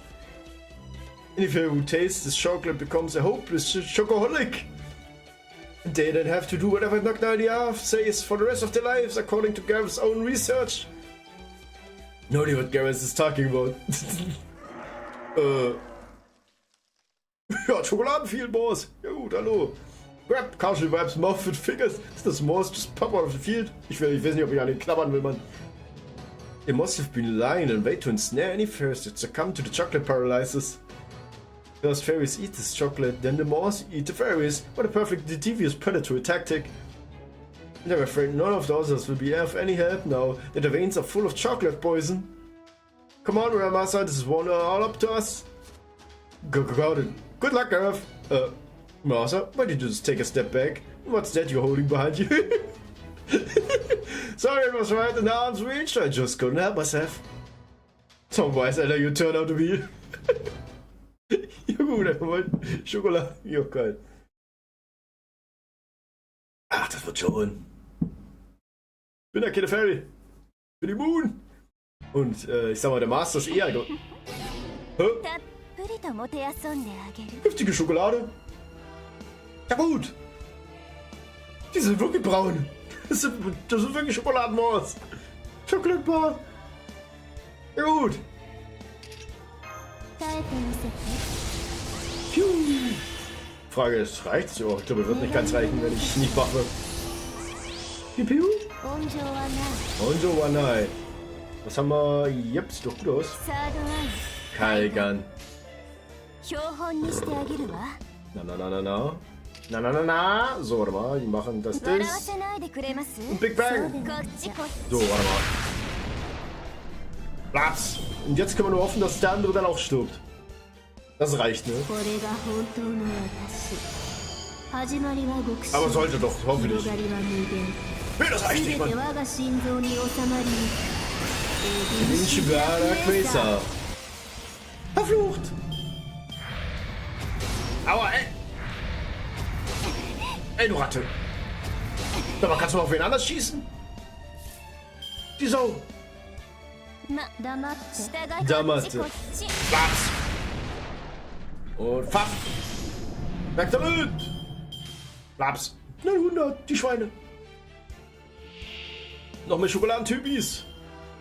Das war's hier. Piu, piu. Das war's hier, komm. Gas ab. Basta. Machen wir immer 100, dich und dann dich. Und hoffen, dass es reicht jetzt. Komm. Sowas von. Arzt. Oh ja. Aber das nicht reicht, ne?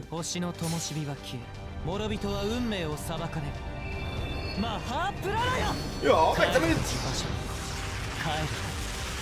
Haben die überhaupt einen Rückzugsort, wenn du mal so willst? Okay, hat gereicht. So. Final Battle. Ach, wieder ein dicker. Big Thundermond. Alter, Big Black oder was? Los, ja. Pipiu? Jashin Tokini Des? So was, du kriegst doch, falls du überleben solltest, Stun. Einfach nur, um sicher zu gehen, weil... Obwohl... Mach es mal so. Mach einfach so. Stark geil, Maske. Du, wenn er schon den Crit-Sterne frisst, dann kannst du auch verwenden. Michemesu. Oh Gott, das sieht auch unbedingt falsch aus von der Position. Jisai desu ne. Ah, verflucht. Und tschüss. Paps. Da gab's aber ordentlich auf den Nischel, ne? Da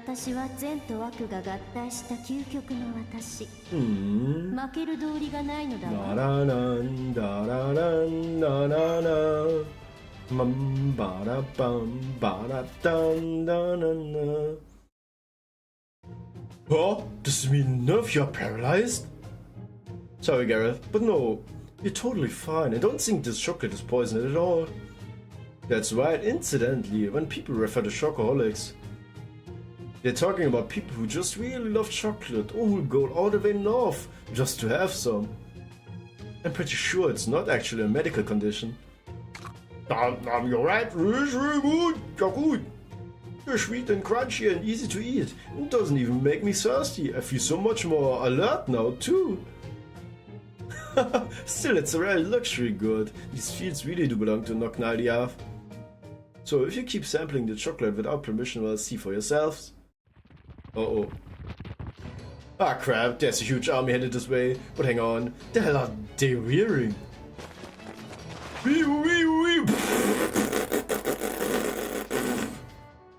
Was? Was? Damn, they've got us surrounded, these numbers. There's only be like magic energy pressure, it's... this far enough, you shameless tourists. You've got a lot of nerve eating your fill of my chocolate. Was this your way of applying to be my slave down to my great-great-grand successor? Das war's anyway. Ganz viele Herzchen, that's right. Now throw yourselves at my feet and beg for forgiveness. Ja gut, Map, Alter, Map. I don't care what backwater town your fairies hail from. One look at this beauty should tell you all you need to know about who you're dealing with.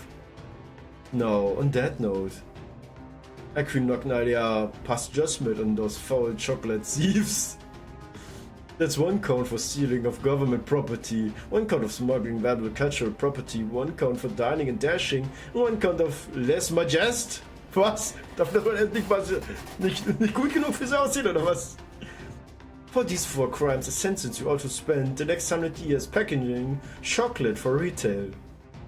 After which you'll live out the rest of your days in Edinburgh or receiving a comfortable pension to match the contribution of your labor. Ich hab's gewusst, I knew it. Aber so, am Ende, wenn wir mal ehrlich sind, so schlecht hat sich das gar nicht angehört. Mal davon abgesehen, dass wir nur keine 100 Jahre leben. Screen mapped? Woohoo, you rock mapped. Was? Nee, warte, nee, Mann. What?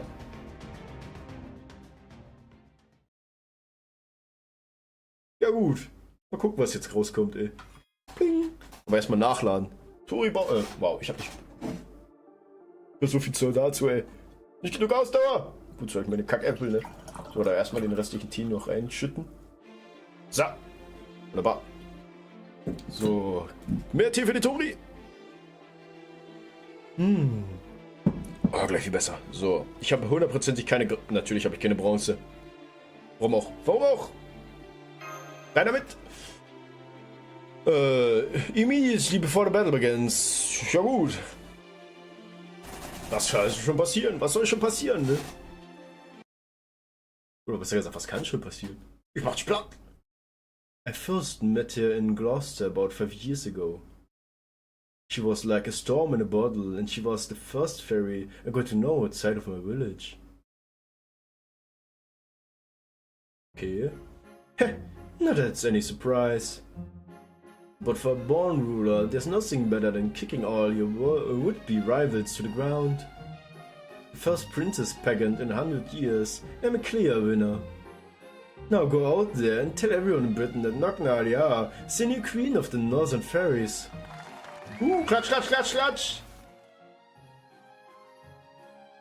Man, I didn't even make it past the preliminaries, let alone get a chance to go on stage. But that's okay, I'm only here because everyone in the village insisted I come anyway. Plus, I can't think of anything more idiotic than a princess pageant. Besides, all I really wanted was to see what things were like outside the village for once.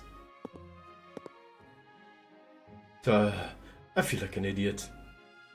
What am I even doing out here? I should be back home helping with the harvest. But no, I just had to come here to help my political campaign and show everyone that Map's successor means business. I swear, when are the elders going to stop treating me like a greenhorn anyway? Not to mention the judge's criteria for beauty, it's just laughable. Don't they know real beauty comes from living a life you can be proud of, not what other people think of your looks? Contestants like us are the ones who decide what's beautiful, not the peanut gallery. Oh, hello, aren't you the girl from the Tinte Guild? I saw in the prelims. No, I think you have the wrong fairy. I'm just here waiting tables part-time, so... Why didn't you come to the main event? I thought it was going to come down to you and me. Would have enjoyed beating a worthy opponent rather than demolishing the competition. But you were nowhere to be seen. Why did you leave early? Cause the whole thing was so stupid? Stupid? Oh, well, I guess it did feel pretty stupid. Why, you think you don't get what's going on here? I can tell you are thinking, look at the simple little girl who's jumping for joy over a stupid trophy. She has no idea I lost the battle but won the war. Well, I don't like it. I won't stand for it. You and I are going to compete again right now. What's your best subject? Horseback riding, dancing, music, combat, chess? Whatever it is, that's going to be our real final battle. We're not going to stop until I'm good and satisfied. Ja, das ist so typisch Map, ey. Oh, but we need to do something about that horrible tacky outfit first. Mac, Dim, tear this girl's clothes up for me, will you? I'll let you wear one of my dresses instead. After that, we're going back on stage. Together, you and I are going to show those idiots in the crowd what it really means to shine like a beautiful princess. Huh? Wait, you... Hey! Knock it off, you pig-head, honey-breaded, never a rich girl before I knock your block off! Yeah, rude. I'm sorry, I had no idea you'd actually been eliminated in the preliminaries. I mean, my instincts have never been wrong before, you know? And the moment I saw you, I felt the sparks all up and down my spine. Sparks! I thought there's something different about this fairy. I seriously got the impression you could turn the world on its head. Ja, gut, was es kann. Huh, really? Is that how you actually seem to you? Not an idea? I guess it's true what I say about great talents blooming late. Believe it or not, I'm actually the child of... But I was wrong, you're so unimpressive that I must have looped from zero right back around the hero. Oh, is that so? Guess that means you'd better quit bragging about your instincts from now on, huh? You're right. From now on, I'll make sure to observe fairies carefully, not just rely on my intuition.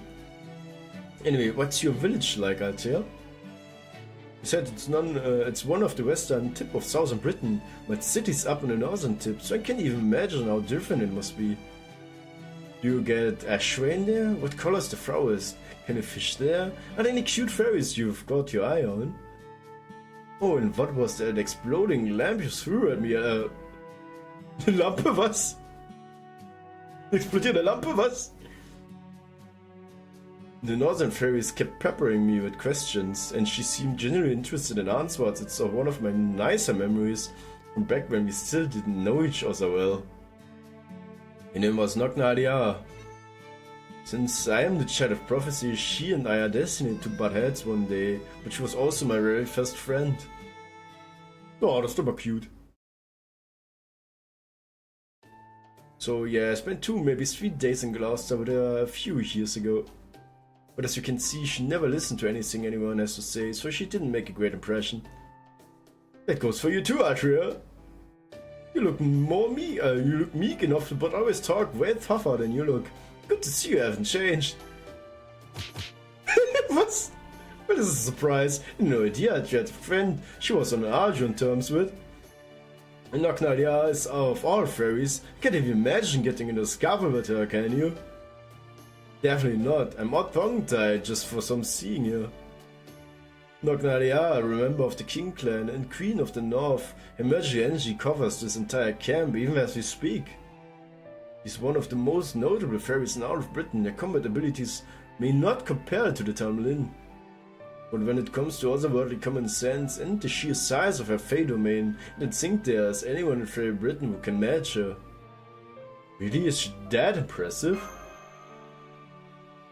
But look, Atlia's not backing down.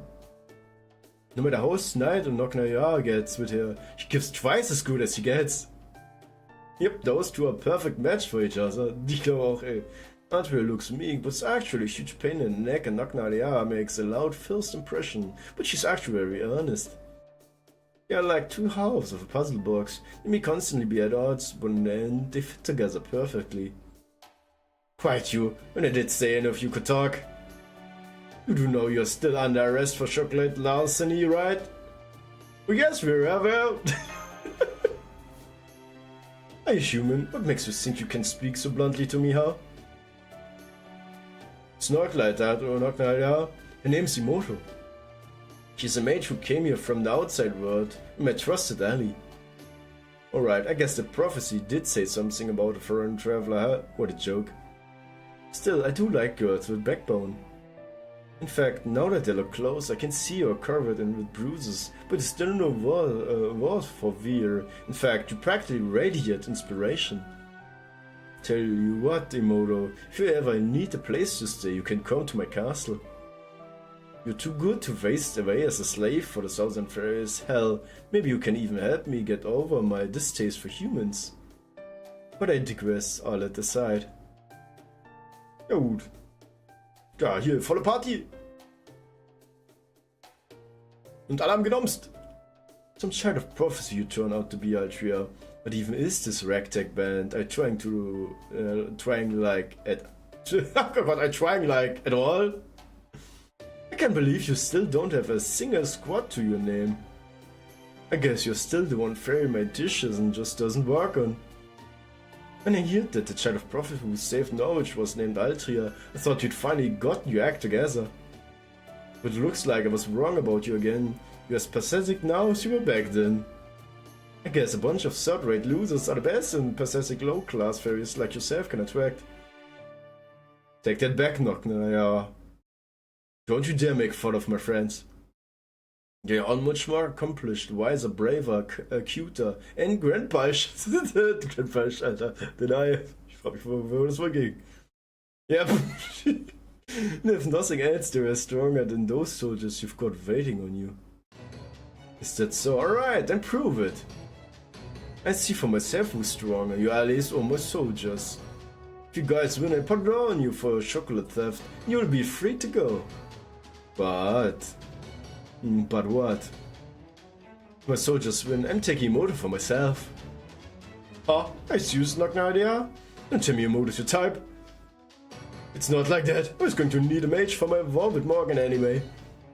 No less talking, more fighting out here. Let's see which one of us is better suited to Britain's savior. Gut. Wow, blatt.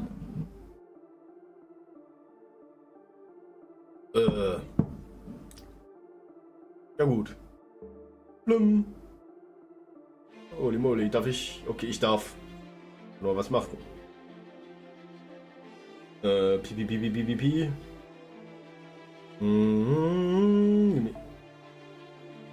Das ist die Frage. Warte mal. Dancer.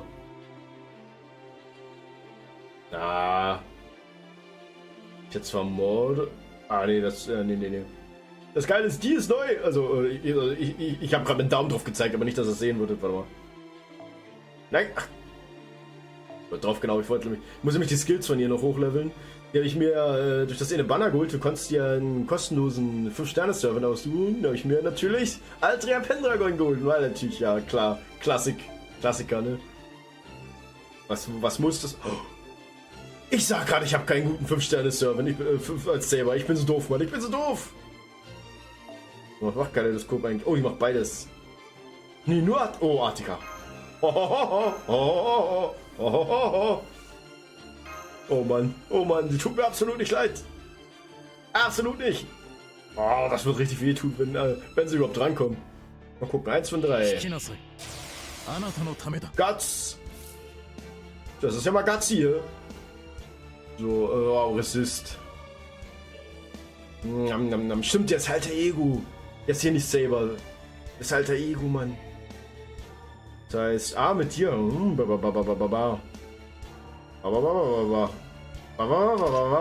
So, hier.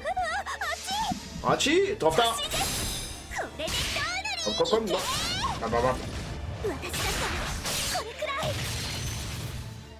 Und das sind sogar 6 Stück Warcry. Alter, immer so eine nackten Typen, Mann. So eine nackten komischen Typen, Mann. Ja, danke. Ich wurde geheilt. Warte mal. Ach. Hier, komm. Super, ja, ne? Dann du und dann du. Genau, so, weg damit. Tschüss. Aber jetzt richtig. Oh, Crit. Sehr schön, so will ich das sehen. Babs, aua, ey. War das ja auch eine Crit, oder was?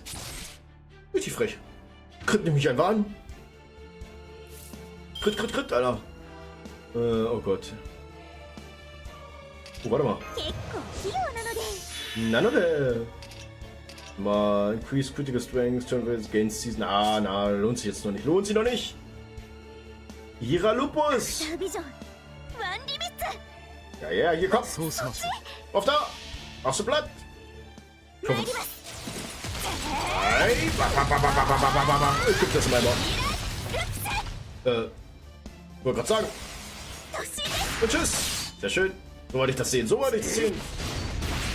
Ja. Muss trotzdem nur ein bisschen. Ei. Gut, nochmal Kritik ab, oder? Die Schweine. So, jetzt mache ich dich kaputt. So, So, komm. Ja, Sochi. Ach, verflucht gleich nicht. Komm. Nein, Mann. Ach, komm schon, Mann. Aua, ey. Richtig frech, Mann. Und jetzt hau ich aber.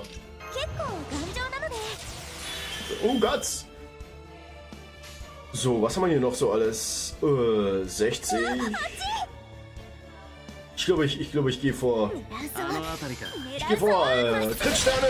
Mehr Crit-Sterne. Flucht dabei was.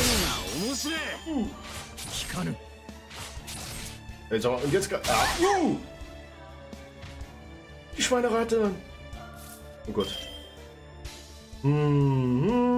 Ich glaube, ich sollte. Oh, wow, Räder. Ich kann Räders Ulti gar nicht auf. Oder sieht das gerade nur so aus, weil. Nö, das hat ihn seine Ultis ausgegraut. Ich kann von Räder gar nicht die Ulti verwenden. Wie frech ist das denn? Das ist richtig frech. Sochi? Ich mach dich kaputt. Wakaso. Und? Ja, okay. Ja gut. Zeit.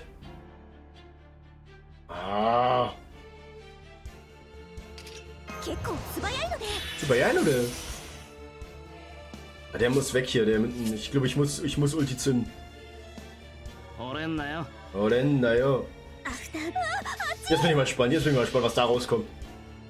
Ich gehe einfach und mache einfach lieber.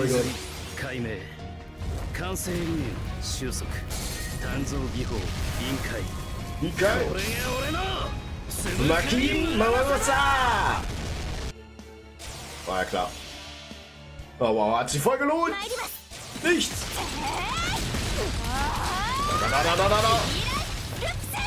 Doch, das ist fast so dumm. Hä? Oh nein. Ach, Alter, das will ich verarschen. Was hat sich da... Warte. Ach Gott, ich liebe es. Also nicht. Das heißt, oh Gott. Jetzt ist mir noch mein scheiß Kabel abgehauen. Das heißt, oh Gott. Ja, es passiert schon, oder? Nein, es passiert doch noch nicht. Mal, zack. So, wieder dran. Hallo? Sag mir. Was gleich wieder dumm? Ah, nee. Jetzt, warte mal. Okay, es geht wieder, ohne. Mit nur kurze Aussetzer. Ach ja, ich liebe Technik, die begeistert, hä? So, warte mal, ich muss den Typen hier platt machen jetzt. Oh wow, mit Guts sogar. Dich. Ich fühle dich. Wow, jetzt überlebt er das auch noch. Wakaso.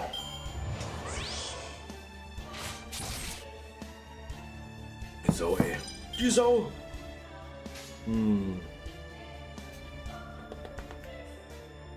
Warte mal. Ich muss ja abwechseln, sonst kriege ich das scheiß Guts nicht weg. Oh, das hat ich. Yes! Na Plan! Ja, Alter. Ich mach richtig Damage.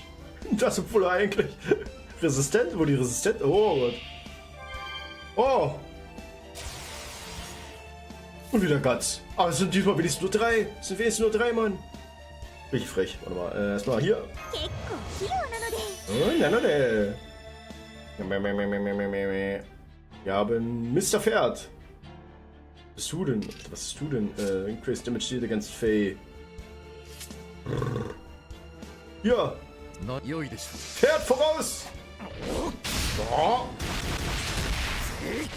Wieso hat die Maus? Wieso hat die Maus jetzt? Babs! Guck mich komisch an! Mit Debuff, Alter. Tag der Debuffs oder was? Du guck mich einfach nur blöd an. Warte mal. Nummer. Oh Gott. Das Pferd kriegt ja keine Dings. Das kriegt kein MP, Mann. Das kotzt mich richtig an. Und kriegt ja kein MP. Aber hier, du bist effektiv. Naruhodo. Sehr schön. Crit. Nochmal Crit. Oh, geil. Ey. Gut. Und mal aufs Pferd. Oh Gott. Und mal ha. Und Guts. Guts. So. Killse. Ich mach dich kaputt. Yes. Jetzt mal. Sehr schön. Das haben wir. Platz. Ja, ich hab einen Guts. Oh, wieder auf 3000 hoch. Da krieg ich keine Gnade, ne? Oder mal, Naruhodo. Den Guts kriegst oder so nicht. Oh Gott. Oh, nicht gekrittet. Nichts davon hat gekrittet. Willst du mich verarschen? Hätte ich den anderen auch reingreifen können. Die Kanne. Ja, gut. Mehr Buff gelumpe down. Gut, wow.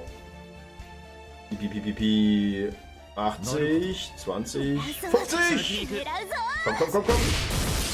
Hey, jo, ich farme gerade Selim wegen den Nägeln. Oh Gott. Na, wie geht's, wie steht's? Schön das Rennchaus, Kano. Oh Gott. No, mein Pferd ist weg. Aua, ey.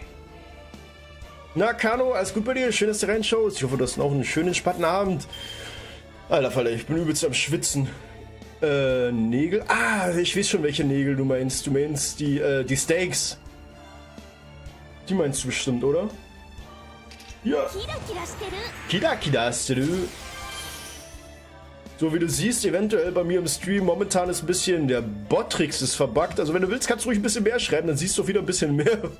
Keine Ahnung, was da los ist. Ja, normalerweise sollte das ja eigentlich die Schrift wieder weggehen, aber der Bot-Trick sagt gerade nö. Nö, danke.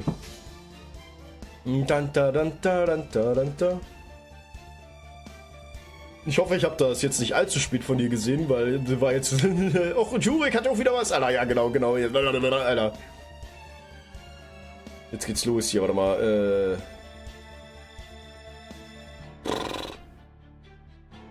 Warte mal. Wenn ich glaube, ich muss ulten. Ich werde gezwungen, ich werde genötigt zu ulten. Ja. Ich werde genötigt. 50 Stück muss ich noch farmen. Wie hoch ist denn die Drop-Rate? Wie hoch ist denn die Drop-Rate ungefähr? Bekommst du wenigstens so 1 pro Kampf? Ich sag mal, das wär's ja dann schon mal was ganz Gutes, ne? Aber... Killse. Hast du vielleicht noch so ein paar von den Clan-Mana-Dingern? Von den Mana-Steinen? Kaime. Weil die Clan-Dinger, die helfen dir auch, ne? Sumada Karim, oder Masada! Tschüss. So, jetzt gibt's nochmal schön Arzt ab. 95! Und 100! Ha! Geil. Wieder Instant auf 100 mit einer Arztkarte.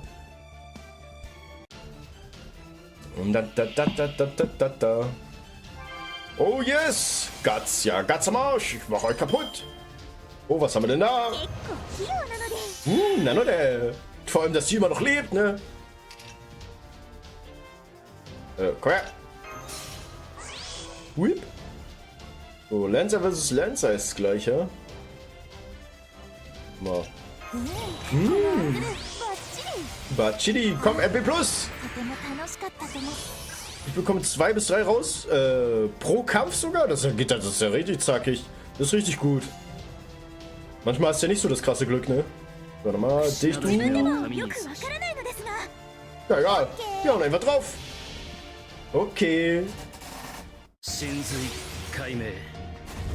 Aber ich weiß halt echt zum Beispiel jetzt, ich weiß nicht, ob du den Aussetzer mitbekommen hast, ob du da ja schon da warst. Ich habe das nicht gerade so mitgekriegt. Ich meine, das ist da. Oh Gott. Reduziert, no. Also ich muss mir echt halt einen besseren Adapter halt holen fürs Handy. Zumindest für die Capture Card, aber ich sehe halt nirgendwo, dass es was Ordentliches gibt, weißt du? Ich weiß, welchen Spot ich grinde. Der ist so gut. Einer weniger. Wen haben wir da? Habetrot. Ein wildes Habetrot. Tsubayano. Warte mal. Increase Arts Card, Weakness. Und, let's go! Jetzt hochheilen dagegen. Oder was hat denn deine Ulti nochmal gemacht? Restore HP each turn for allies, gain large amount seed. Decrease Terra. Ja. Hört sich doch gut an. Hört sich doch ganz gut an, oder, Kano? So, du. Okay. Na. Habetrot, du musst unsere Shania joinen. Ja, morgen ist die Deadline. Beide Spin Wheel. Am Habetrot ist schon knuffig. Happy Cat. Jetzt werden sie überfahren. Flatsch. Beautiful Journey. Entwickeln. Itemio. Babs. Die leben immer noch. Ich sehe gerade Charme. Die Schweine, die haben mich gecharmt. Egal, ich hab noch was. Io. Ayaku. Guck mal nochmal. Muss ich was dazu sagen? Gleich nochmal überfahren. Beautiful Journey. Itemio. Die haben Bau. No.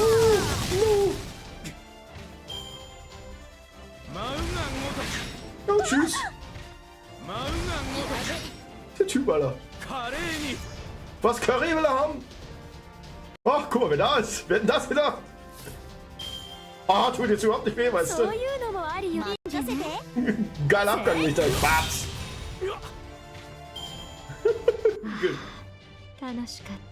Ja, aber richtig, ey. Da. Ich hätte einfach nochmal richtig hart Overkill machen können, aber hey. Why? Just why? Darum hebe ich mir die 100.000 Friendpoints auf. Ey, weißt du, wie viele Friendpoints ich habe? Ach, wait, ist Happy Cat in den Standard? In den Standard-Summons oder was? We won. No, we're safe. Das heißt, sie packen die in die Standard-Summons rein? Well, that's okay. My predecessor said there'd be at least 3 chances. If love were easy to find, it wouldn't be so precious. There you see, Inodo and her team won. I told you they were amazing. Now, let us go free. Queens are supposed to keep their promises, right? Of course, I believe me, I don't have time to be messing around with you either. I was in the middle of running military exercises when you decided to steal my chocolate. Also, my enemy is Queen Morgan, not a child of prophecy. I have nothing to say to a low-class fairy who still hasn't made a name for herself. Go wherever you like, for all I care. Oh, does this mean the King Clan doesn't see the child of prophecy as competition? I think it would be to your advantage to capture us rather than let us go free. Jetzt geht's los. Of course I see you as competition. I'm the only king fit to rule Britain. As far as I'm concerned, both Morgan and the Child of Prophecy are obstacles to my rule. That said, I can't take Morgan's army lightly. If I'm going to win, I need to make use of everything I can. Either Morgan will jump at my provocation and leave her castle to face me, or I'll attack her castle myself once all my preparations are complete.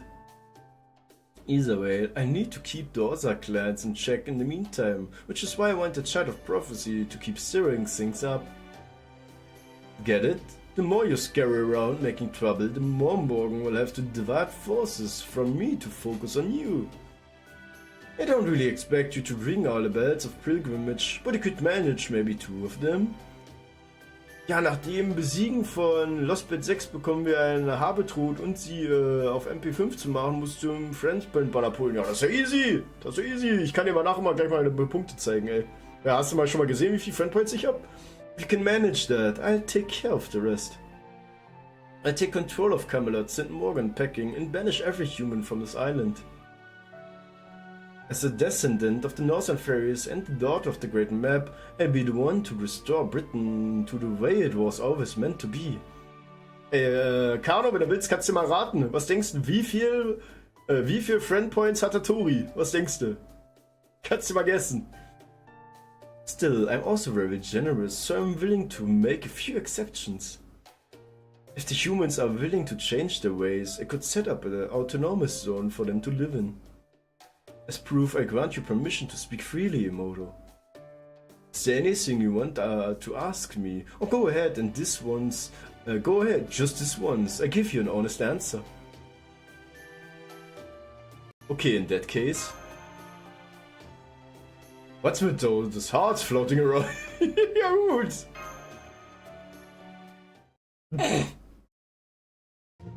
Hearts? Is that figure of speech for something? Ja gut, ne? I see you're just dying to know about me. Huh? Well, I can't blame you. I am something special after all. As a human, you might have trouble believing this, but what you're seeing around me is all the magical energy I can't keep bottled up inside. As a King Clan Fairy, I usually try not to show others my hopes and dreams, at least not until I assume the throne. But I just can't stop my feelings passion from spilling out everywhere I go. That's not the kind of thing most fairies would brag about, you know? Excuse me, Lady Knocknadia, but we received a request from Edinburgh. What is it? Map chances like this don't come along every day, you know. If this is about military exercise, it can wait until... I'm sorry, my lady, but this is about Moore's disease, if I may. Whispering. Not enough transcription subjects, number of Sheffield refugees. Tell them we make a list right away and make the selection myself. Looks like our little chat is over. You guys are free. Go wherever you like. Oh, but I will just say one last thing.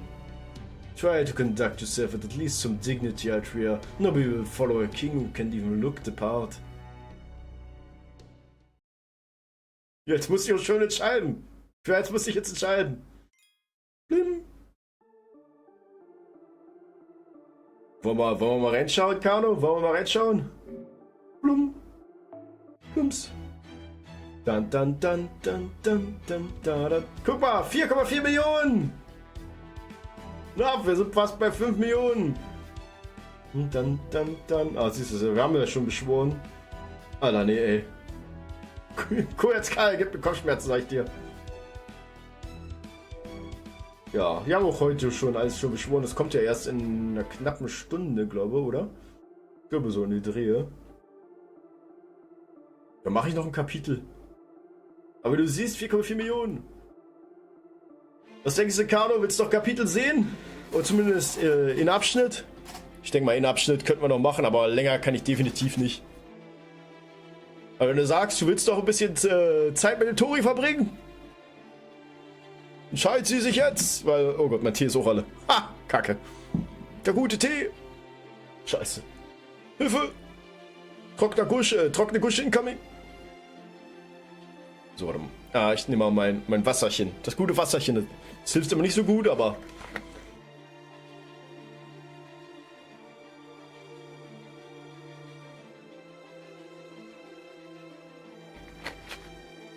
Ach komm, wir machen... Ich weiß, der Kano, der Kano, der braucht Fate. Der Kano braucht Fate, deswegen gehen wir jetzt noch einen Schritt weiter. So, das war wirklich das letzte für heute. Das letzte Kapitel, was ich heute vorlese. Und was haben wir denn hier? Das schreit ja nach Berserker, hä? Warte mal, schwarzer Gral hier. Jameson! War dich dran, ja, ne? Aber andererseits hast du ganz schön viel zur Auswahl gehabt, ne? Feuer frei!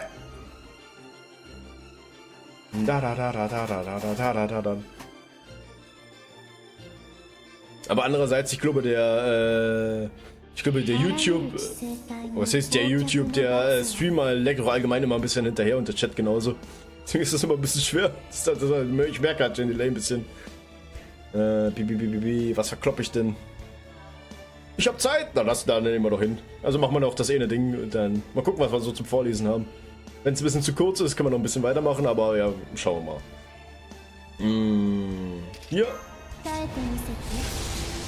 Piu, Hammer.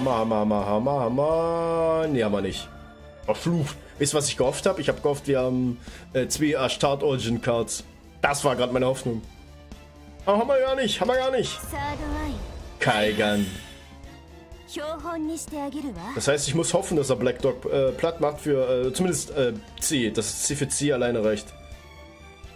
Oder, obwohl nicht. Ach komm, hier, wisst ihr was? Bro. Machen dich. Ich sag mal, meine Start Origin ist ja nicht die stärkste, weißt du? Psycho das? Jurik, bist du schlafen gegangen?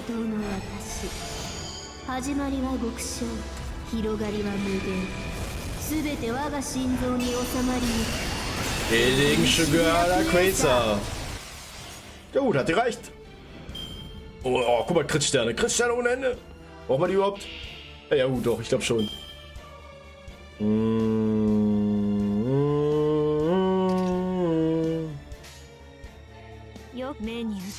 Wir hauen einfach mal drauf. Abs. Und ich habe gerade gesehen, was sie mit ihrer Hand gemacht hat. Die hat das gerade das Herz von denen zerquetscht. Mit ihrer Fähigkeit, war das? Da lief ja richtig Blut raus. Das habe ich das erste Mal gesehen gerade. Camelotto! Oh, guck mal. Ich hab's gewusst. Ich hab's gerochen. Extra! Ich hab's gerochen, Mann. Ich hab's gerochen, dass ich einen extra Eingriff brauche. Fatal Battle. Ach, guck mal. Wieder so ein Typ. Ja, kacke, dass Bibi jetzt als letztes kommt, ne? Tut mir nicht leid. Oh, Damage. Babs. Und tschüss. Ja, die Ulti reicht schon aus alleine. Ich muss immer noch sagen, es ist immer noch richtig krass, wie viel Glück ich mit Bibi hatte. Ne? Meine Koyanskaya ist 66, ich muss doch grinden hart. Brauchst du die Spinal Fluids? Also diese Rückgratflüssigkeit? Bei mir hat es halt gerade nicht ganz hingehauen. Für das letzte Level 8 war das, glaube ich. Für Level 8 war das. Da muss ich jetzt selber ein bisschen minimalistisch grinden. Ne? Aber jo. Ach, Koyanskaya ist schon geil. Voll, weil ich habe mir die Ulti von der auch mal reingezogen, schon, das ist richtig cool.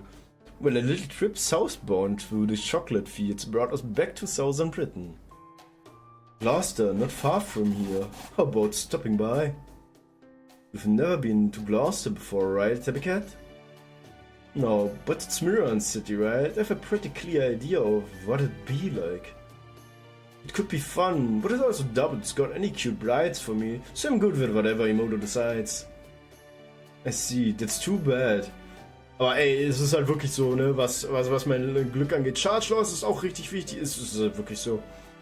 Aber in Japan wurde ja, hat mir mein Kumpel gesagt, wurde ja zu Summer BB einfach nur, also anstatt BB haben sie GG gesagt, weißt du, für Good Game.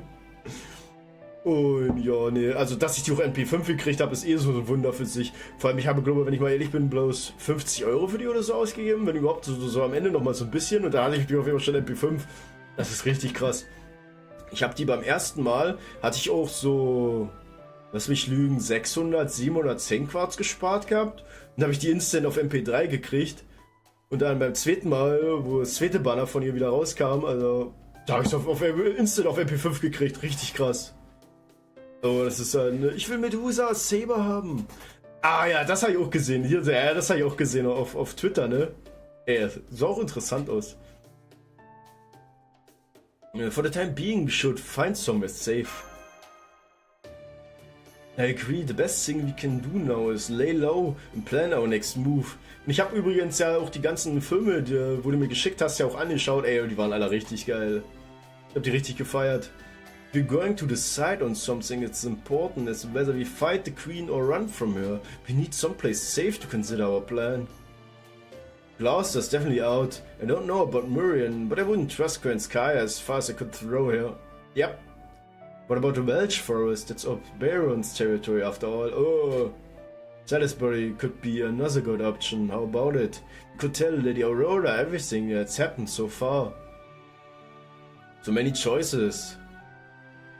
Any thoughts on Baron? Good question. Well, I definitely wouldn't recommend my throwers. It'd be for lousy secret headquarters. And I don't think Salisbury or Norwich are safe either. Dr. Romani war an ihren Mann! Aber richtig, ey.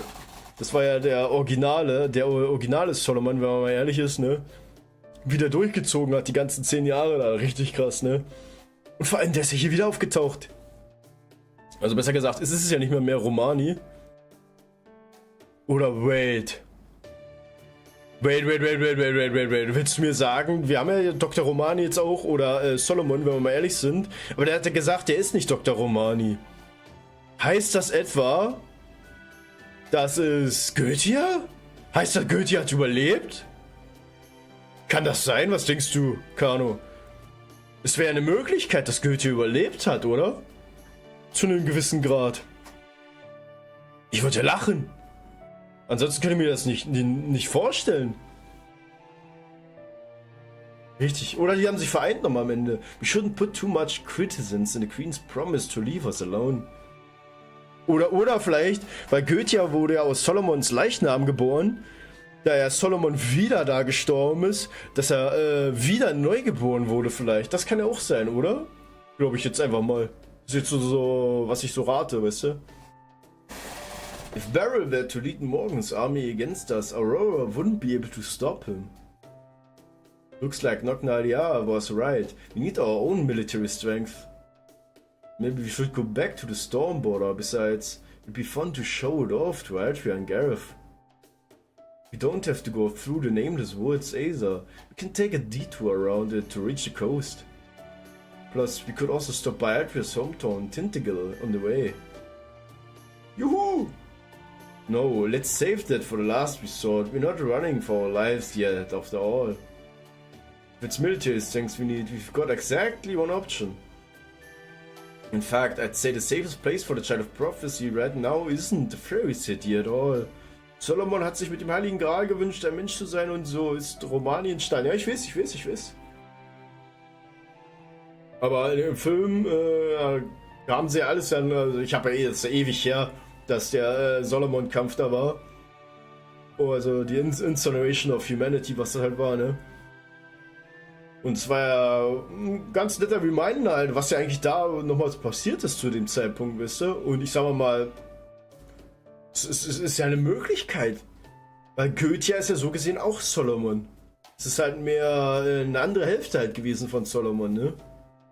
Das ist ja wie mit Jolta zum Beispiel, mit Jeanne d'Arc und ihrer alter Version. Es sind sozusagen eine Person in 2 verschiedene Pfade, ne? It's the city southeast of Oxford. We need to go to England's capital and proper human history. The ruins of Londinium where humans have set up their home base. So ein alter Ego, ja, ne? Irgendwie schon, ne? Now that Altria has gotten rid of Norwich's calamity, there's no reason for us to hesitate to knock on their door. I think it's time Britain's destined savior paid the Round Table Army a visit. Ja gut, dann gehen wir mal, hä? Das war wirklich kurz. Okay, das war kürzer als gedacht, da sag ich, eins geht noch. Hallo, eins geht noch. Ja. Aber Goethe würde niemals kommen. Ja, also wir werden es irgendwann ja erfahren. Aber was wär's, wenn die sich am Ende wieder vereinigt haben? Also die haben sich ja sozusagen im Pfad, wo Solomon gestorben ist, getrennt. Die Seele und der Körper, ja? Und jetzt am Ende sind sie ja beide krachen gegangen, nicht, dass sie sich wieder vereint haben. Und damit halt ein Mix aus beiden sind, weißt du? Und deswegen sagt er ist nicht Dr. Romani. Nicht der Solomon, den sie kennen. Weißt du, was ich meine? Dass er wieder vereint wurden und damit Goethe halt von sich überzeugt, mehr ein Zuschauer zu sein, als sozusagen selber tätig zu werden, weißt du? Daneben! Ich hab gefettfingert! Einfach mal voll gefettfingert. Ich würde ja lachen, wenn das so kommt dann.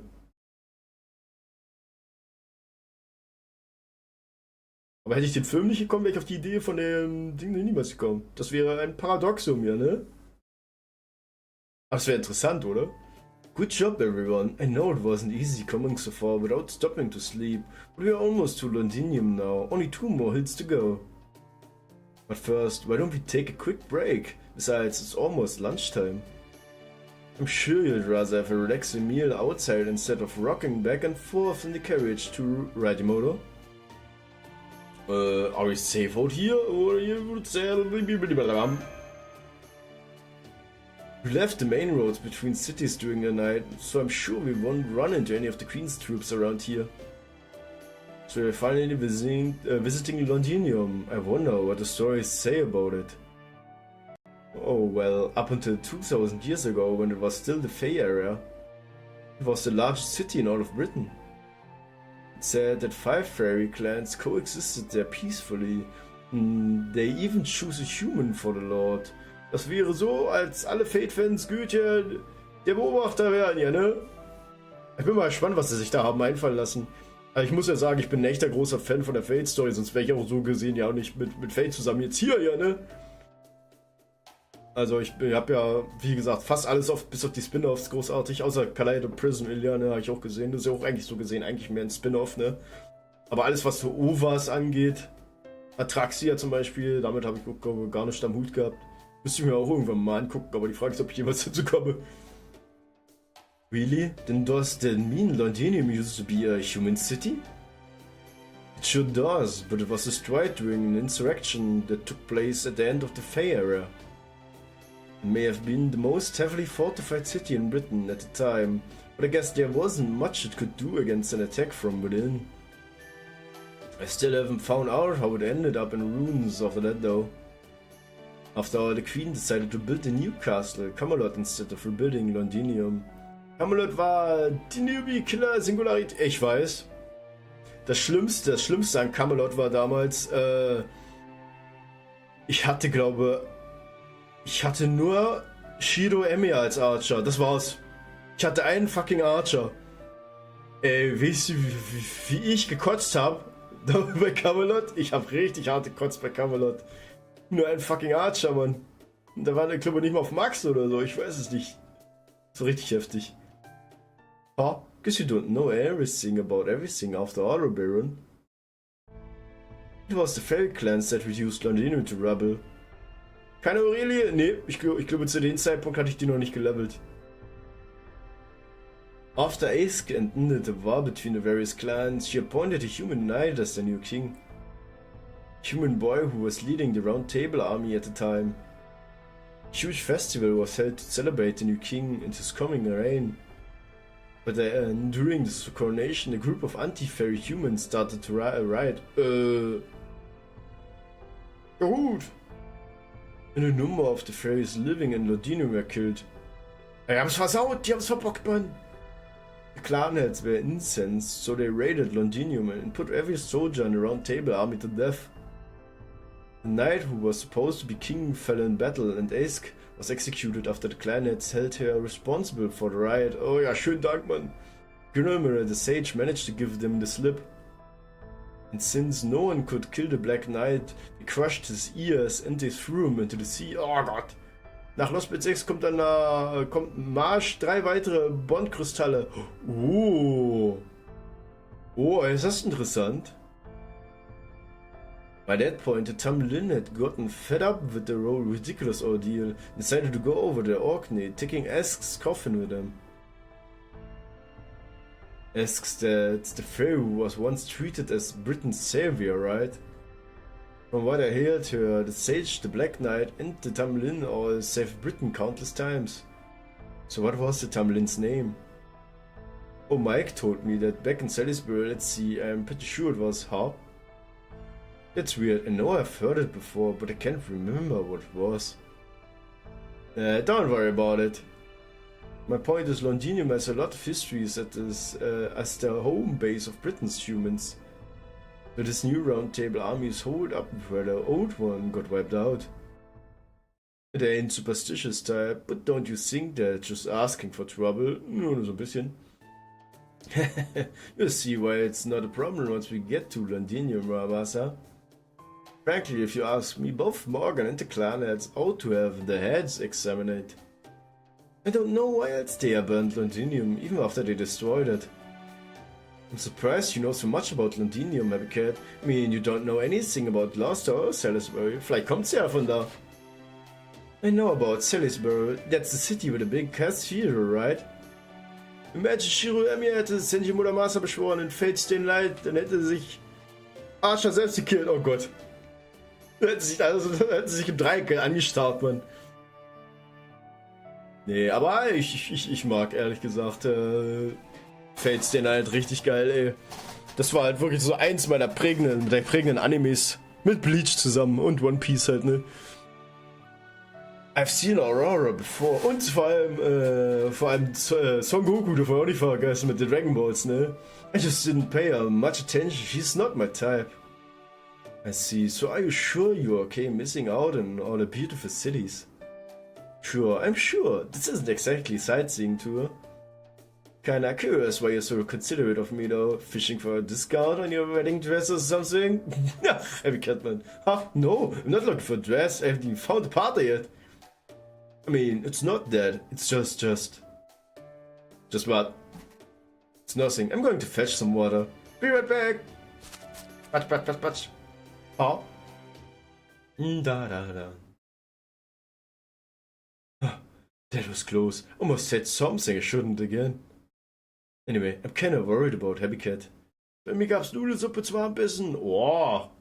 Na, ich habe mir jetzt Brötchen gemacht und habe mir meinen letzten Rest jetzt hier von der Erbsenscheißsuppe gemacht. Oh Gott, damit das weg ist. Halleluja, Alter, die Erbsensuppe. Alter, die ist so eklig, Mann. Oh Gott, ich kaufe mir den Scheiß nie wieder. Alles, was mit Erbsen drin ist, willst du nicht in Dosen haben, ne? Oh Mann. Aber hey. Morgen mache ich mir da noch ordentlich wieder was Ordentliches, weil gestern und heute hatte ich nicht so viel Zeit, ne? Gareth hat ein großes Geheimnis. Oh, jetzt bin ich gespannt. I can see Altia in Emoto's futures just fine. Oh. But I can't see anything for hers. Moss? Crap, I have to kill it before it touches me. Ja!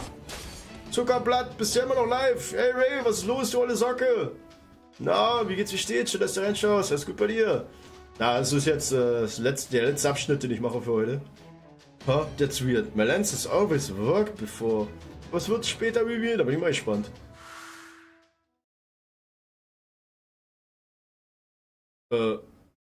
Alright, that's only because Altiva was helping me out with your magecraft. But now that is just me. Martha. Dafür, ich spiele jetzt morgen mit Lucas 7 Days to Die. Oh, nice. Oh, this is so like me. I always get carried away like this, even though I'm weak. Na dann. 7 Days ist auch mal ganz nett. Das mache ich aber Samstag dann. So now I'm going to die out here, unable to fight back, never having accomplished anything. Platsch! Big Star! Guck mal, Parzival! You were so close. If you'd just taken 3 or 6 steps back and gotten a running start, you could have definitely taken it out. You're not the biggest fairy out there, so you'll need more than just the weight of its thrust to get through the Morse skin. Make sure the foot of your bracing on the instead of the side and try to let gravity do the hard work for you. Ja, ne, das brauchst du wirklich. But I guess that'll be something to work on next time, which is all the more reason to stand back up now. Ah, oh, okay. May I ask who you... Me? I came out here to fetch some water and saw you going into the forest. I was going to warn you to be careful, since we tend to get Moors out here. Ja, guck mal, da kommt noch einer. Macht er. But I guess I was a little too late. Warum ist der Chat so lang an? Keine Ahnung. Luckily, there are only 2 of them. Do you think you can help me? I'd really appreciate it. Nee, der Chat ist momentan ein bisschen verbuggt. Wahrscheinlich haut der Bot gerade rum. Der Bot wahrscheinlich hat gerade Probleme oder irgendwas. Ich weiß nicht, da gehe ich mal einfach davon aus. Yes, of course, I'm Gareth, by the way. Das ist schon der ganze Stream so. And Percival. Would you mind taking the Moors on the right then, Brave Knight? Du war platt. Ja, ne? Wait, did he say Percival? Huh. Ja gut, der gute Percival, ne? Botrix hat einen an der Waffel, aber richtig, heute zumindest.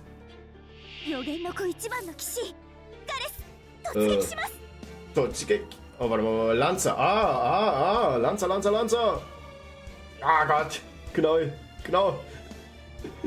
Ratter, ey, warte mal hier. Wie viel? 30? Oh Gott, nur 20, ihr Schweine. Deckung zu Bayern, ne? So, warte mal, was haben wir hier? Was sind Percival ist auch Lancer? Omakase kudasai. Hey! Ich mach dich kaputt! Hey, sagt er. Aua! Ey! Pack mich nicht an, Junge! Spuck! Alter, die spuckt mich voll, die Schweine! Die spuckt mich einfach an! Richtig frech! Jetzt machen wir dich! Irgendwo mit Vögelchen gezwitscher und so! Ja! Let's go! Ne, da unten, spuck zurück! Ja, mach ich gerade, oh Gott! Das war mehr als gespuckt! Das war ein Headbutt! Das war ein fucking Headbutt, Mann! Laps! Ah, da immer diese lilane Glibber, Mann! Die lilane Glibber, ne? Warte mal, Baby.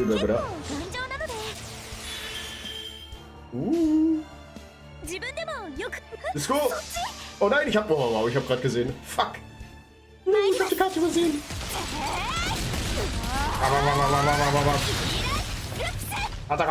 Ratter! Raps! Ich mach dich kaputt! Das hält eine ganz schön Weile an das Target, ne?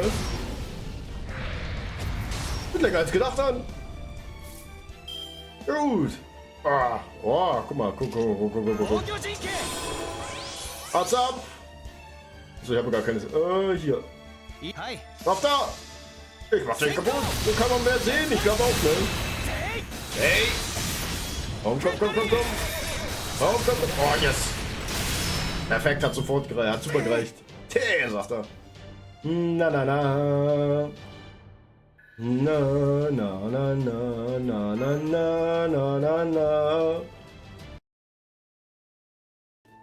I won. I can't believe it. I should beat the Moors on my own.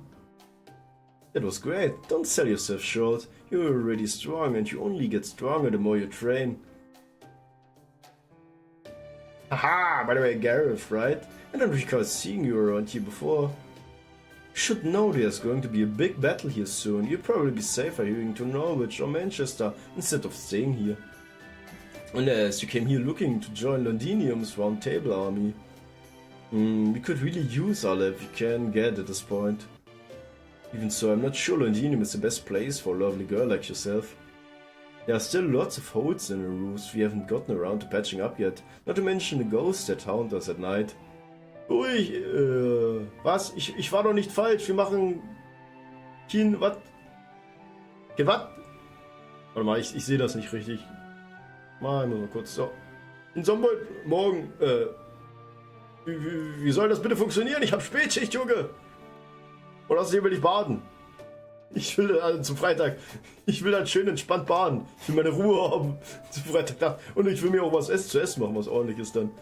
Ich habe extra jetzt die Tage mir meinen restlichen Scheiß gemacht. Dass der Kack halt weg ist, damit ich morgen dann halt ein bisschen mehr Zeit habe für Essen machen. Kann ich mir ein bisschen was Besseres machen. Excuse me, I'm sorry to interrupt, but did you really say your name was Percival? Nein, ich meine das nicht, nee, war eigentlich, deswegen, ich hab's ja eigentlich extra gesagt, also nur halt, Montag und Mittwoch, ne? Deswegen hatte ich das so extra eigentlich so angesagt. Ne? Alles richtig, also du kannst da mit Paddy gerne durchziehen, wenn du Bock hast, ne?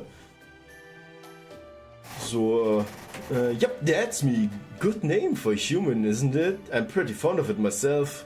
Bin taub, lass mich! Na gut, keine Sorge, kennen wir doch nicht anders. Oh, please let me introduce myself more properly. I'm Gareth, attendant of the Child of Prophecy. And I'm happy to tell you she's making her way to Londinium right now. Oh, da kriegt er gleich große Augen.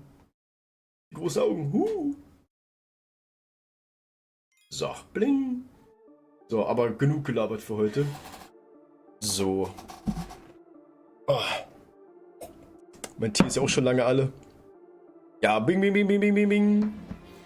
So, aber ey, Ray, ne? Also bei mir hat heute schon wieder zweimal hat jetzt das, dieser Übersetzer rumgespackt jetzt.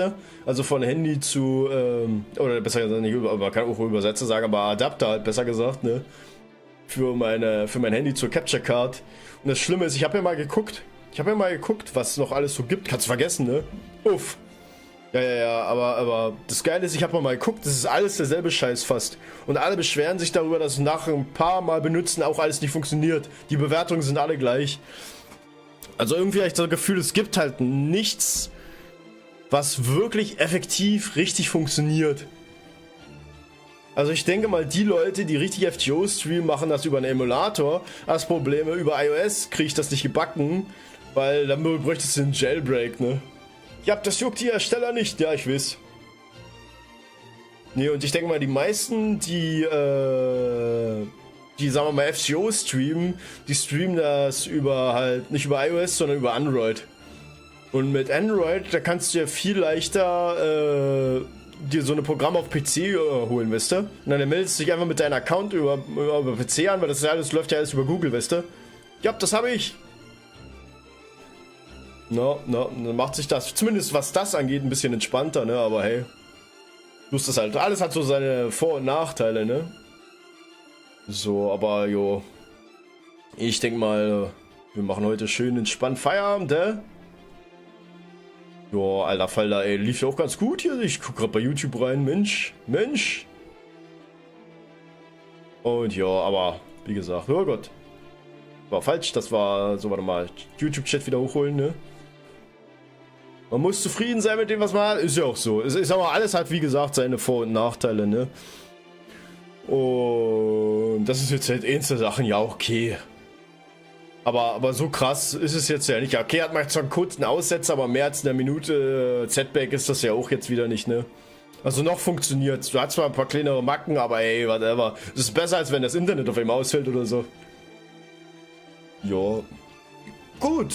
Also ich denke mal für heute dann Feierabend. So schön, dass ihr auch reingeschaut habt. Ich hatte ja auch ordentlich wieder Spaß an das. Oh Gott. Also ordentlich Spaß an der Story. Vor allem, wir haben 100 Millionen QP gekriegt. Ja, also oft genug. Und Level 5 hat er oft genug gekriegt. WB. Was ist WB? Herzlichen Glückwunsch zu Level 5. Easy. Easy am Arsch. Aber jo, also schön, dass ihr reingeschaut habt. Ich hoffe, ihr habt genauso viel Spaß hier wie ich, ne? Und ja, wir sehen uns dann zum Samstag wieder. Da wird es wieder eine Runde 7 Pirates geben. Gute Nacht, Tori. Jo, gute Nacht dir auch, Gray. Gute Nacht dir auch, Kano. Und ja. Und abends haben wir dann mit dem lieben Texo, da spielen wir dann ab 20 Uhr auch 7 Days to Die, ne? Dann sind wir dann zu zweit und machen ein bisschen Unfug mit den Zombies. Und ja, also, man sieht sich dann. Bis später. Tori out. Bye bye. Jo, bis Sonntag. Bis denn dann. Bye bye bye.